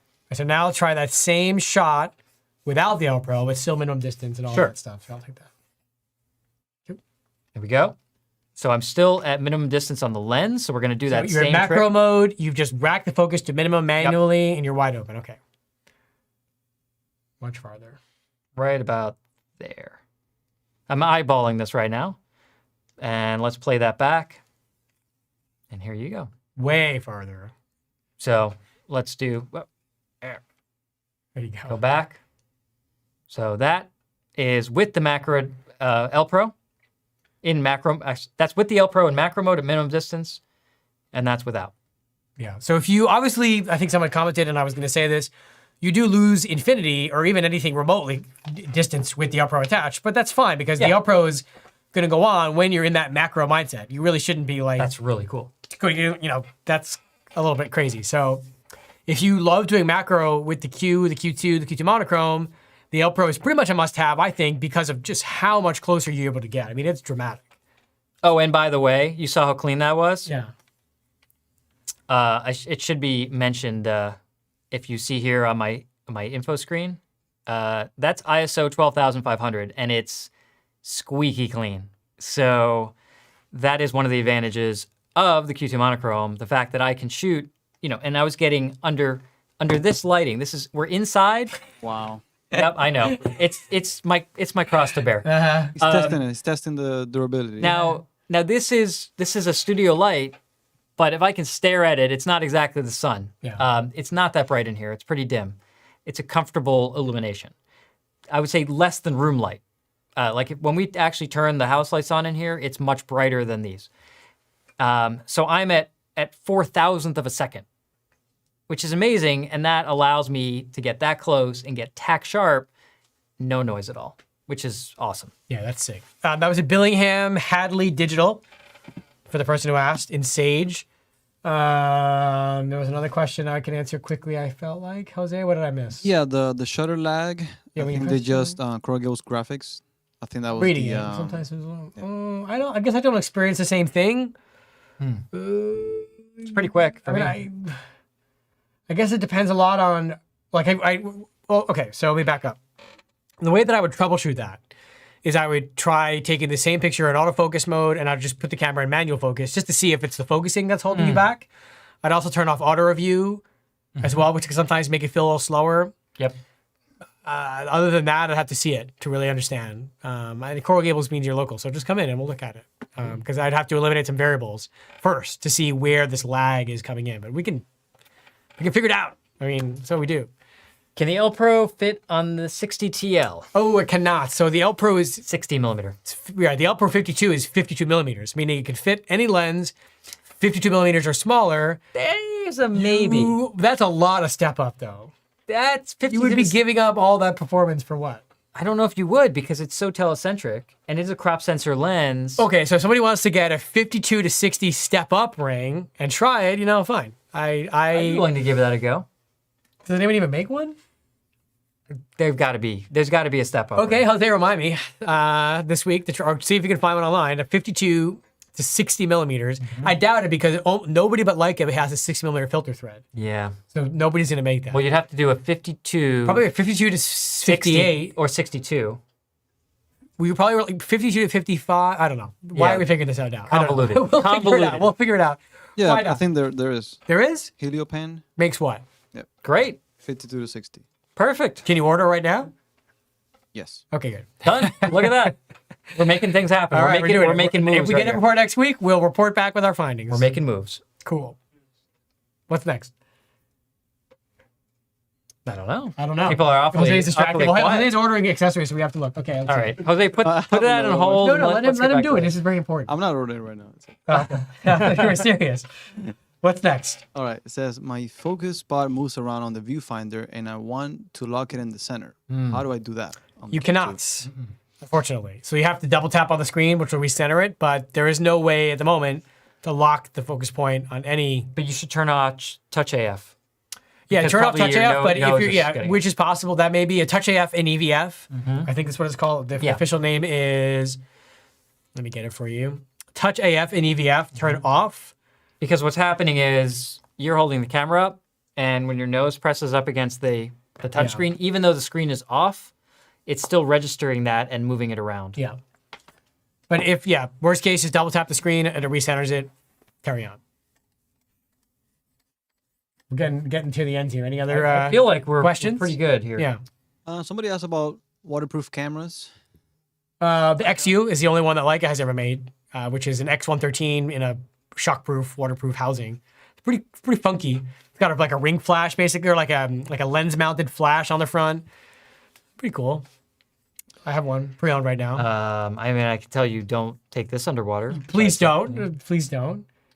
Is there a wide-angle converter that works to Q2? Not that I've ever seen. Not that I would recommend, because I feel like then you're giving up a lot of performance. It's just not. That's just not what the Q2 is about. The ELPRO works because it's made by Leica, and it's also a lot easier to make something magnified more than 1x than less than 1x without losing performance. Right. Good question, though. Oh, what does Q stand for? I don't know. Question. That is a good question.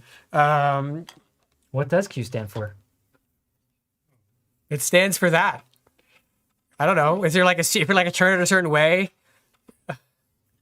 Like a message? Like Oh my the God. Masons? Like there's some kind of message here? I don't know. There's no message. I'm trying to think, why would they call it a Q? Maybe like alphabetically, like Q. There's no. Because there was R, S, Yeah. T, Q, R, S, T, Maybe. alphabetically. Maybe. Yeah.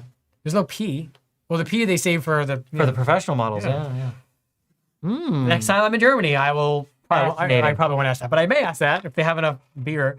It's a good question. I never thought about it. We'll ask Peter. But yeah, I think M is the only one where the letter actually stands for something. Yeah. Yeah. Well, I guess R for reflex. R for reflex, M for Masuker. So, yeah. Well, if we ever find out, you'll hear from us first on this show. Right here. Same time, same place, same channel. Yep. Okay, carry on. All right. Quintessential. I like that. Oh, there you go. Yes. Any comments on panoramic mode versus cropping a full frame image to get a panoramic format? Well, you don't want to do either because panoramic mode in the Q is like one of those scene modes that's going to be JPEG only, and you're giving up a lot of performance. And cropping, you're just no. The way to do panoramic mode is like David does: is you take a couple of shots stitched, bring them into Lightroom, and it'll merge them automatically. It's like super easy. You can do it handheld. David does it all the time. Don't do that. I can't even show like a screen share, but I can show you this. Hold on. Okay, he's gonna show. Because I actually have this exact thing. Oh, look, there's a lovely astrophotography shot here. It's amazing. Where did that come from? I don't know.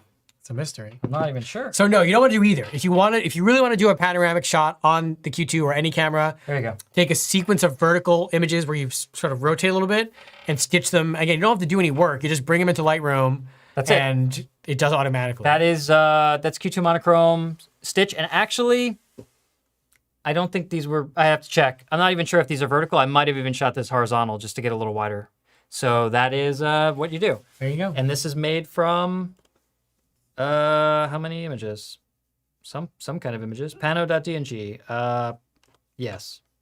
The answer is yes. I'll tell you how many shots. Give me a second. Yeah, this is actually shot from horizontals. So you could see, maybe you can see. Jose, can you maybe zoom in? Wait, he's not even on the computer anymore. 1 second. Oh, there we go. Oh, there we go. Just so you, go up a little bit. There you go. Here in focus. There you go.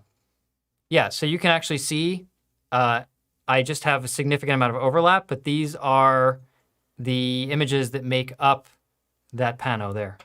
So these are all just stitched together. They were shot horizontally, and Lightroom does an amazing job. Even, it's fine. And that's just handheld. That was just me doing a quick sweep. Just click, click, click, click, click, and then stitching together. It takes 10 seconds in Lightroom. It's amazing. Well, I feel like we're just about that time. I don't know if there's any other crazy burning questions. Obviously, as always, you can leave a comment once the video is posted, leave a comment. Yep. David monitors those. You can email us or call us whenever. Jose, Adam, the rest of the team. Not midnight. I guess not true. During business hours, Yes. We can all help you out. Everybody who works here shoots the Q. We love the Q. It's something we always enjoy talking about. So definitely, don't be a stranger with questions for sure. Did you actually talk about this? The SF40? Yeah. I did. No, I didn't talk about the Flash too much. I think we're going to do eventually an episode on Flash next year. So I'll say. Well, why don't we leave this? This works. If you're looking for a flash on your Q, the SF40 is Fair enough. Yeah, SF40. The Leica makes 2 flashes. Can you So put it's- it on one of the Qs? Yeah, so it's pretty easy to. Just put it on. No, I like it with the grip on there. I feel like. You like it with the grip. Yeah. You feel pro. Yeah. There we go. There's Yeah, the look at SF40. Jose will get a close up. SF40 on the Q2. Here we go. Nice. With the grip. It actually balances I'll really find it nicely. back. Oh, now it's out of focus. Sorry. Just trying to get the whole thing in the shot. There we go. It's not that bad. It's a pretty versatile flash for something that's that size. It has the rotating, tilting head and the little bounce car that comes out, all the gizmos and gadgets you'd expect.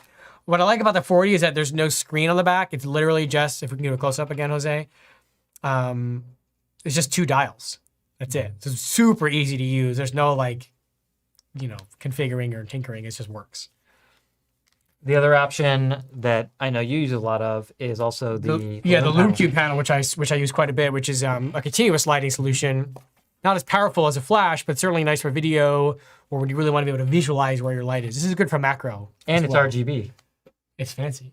Well, I mean, I'm saying you can create additional effects. So especially when you're doing night photography and you want to create, let's say a contrast and glow, you're shooting against a blue, whatever light, you could create an orange or red light. Yeah, it's pretty nice.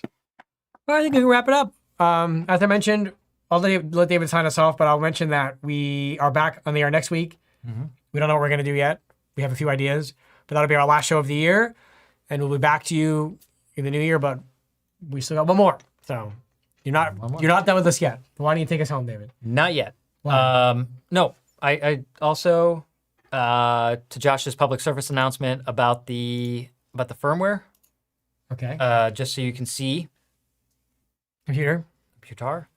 on Red Dot Forum, if you just search for firmware, you will come up with articles like this one. So if you want to see and also get a convenient evergreen link, because what we do is make sure sometimes Leica actually moves files around. So what we do is we download these, put them on our secure FTP server, and leave them there forever without moving them. So you can always find the current firmware versions and also past firmware versions for all the cameras.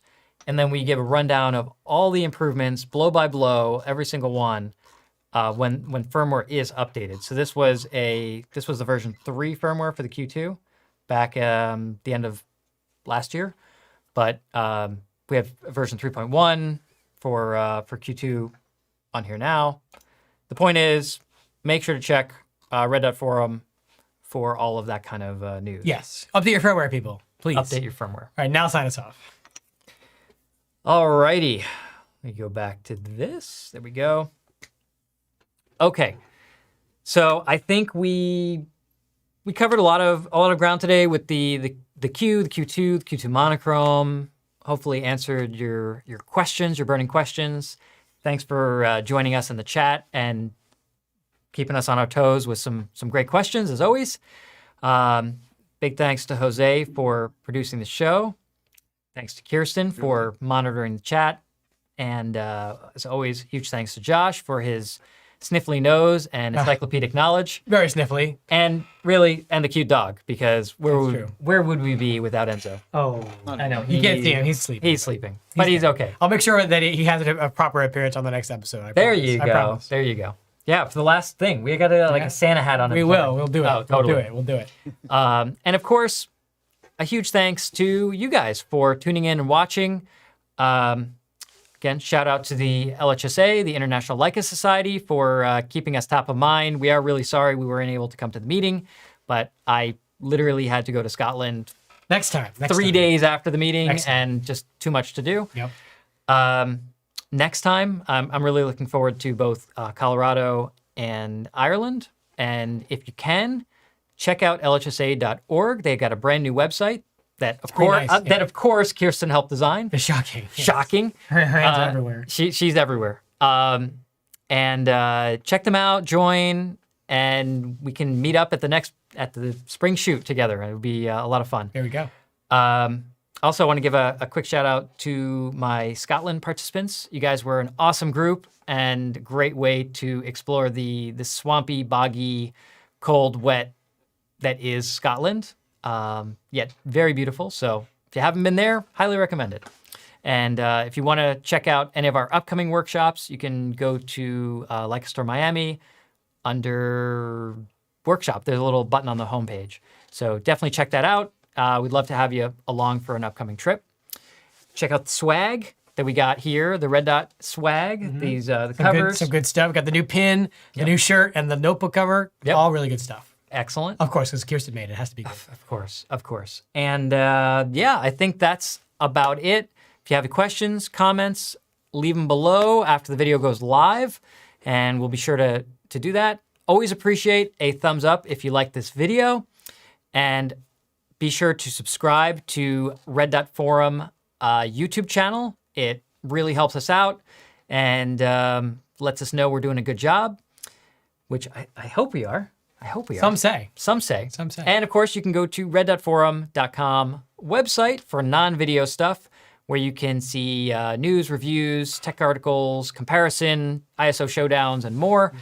And yeah, we'll see you guys in 1 week from tonight, next Saturday at 8 p.m. Eastern Time, wherever you get your YouTube streams, mainly YouTube. All right. And have a good night. Have a good weekend. Good night, everybody. See you guys.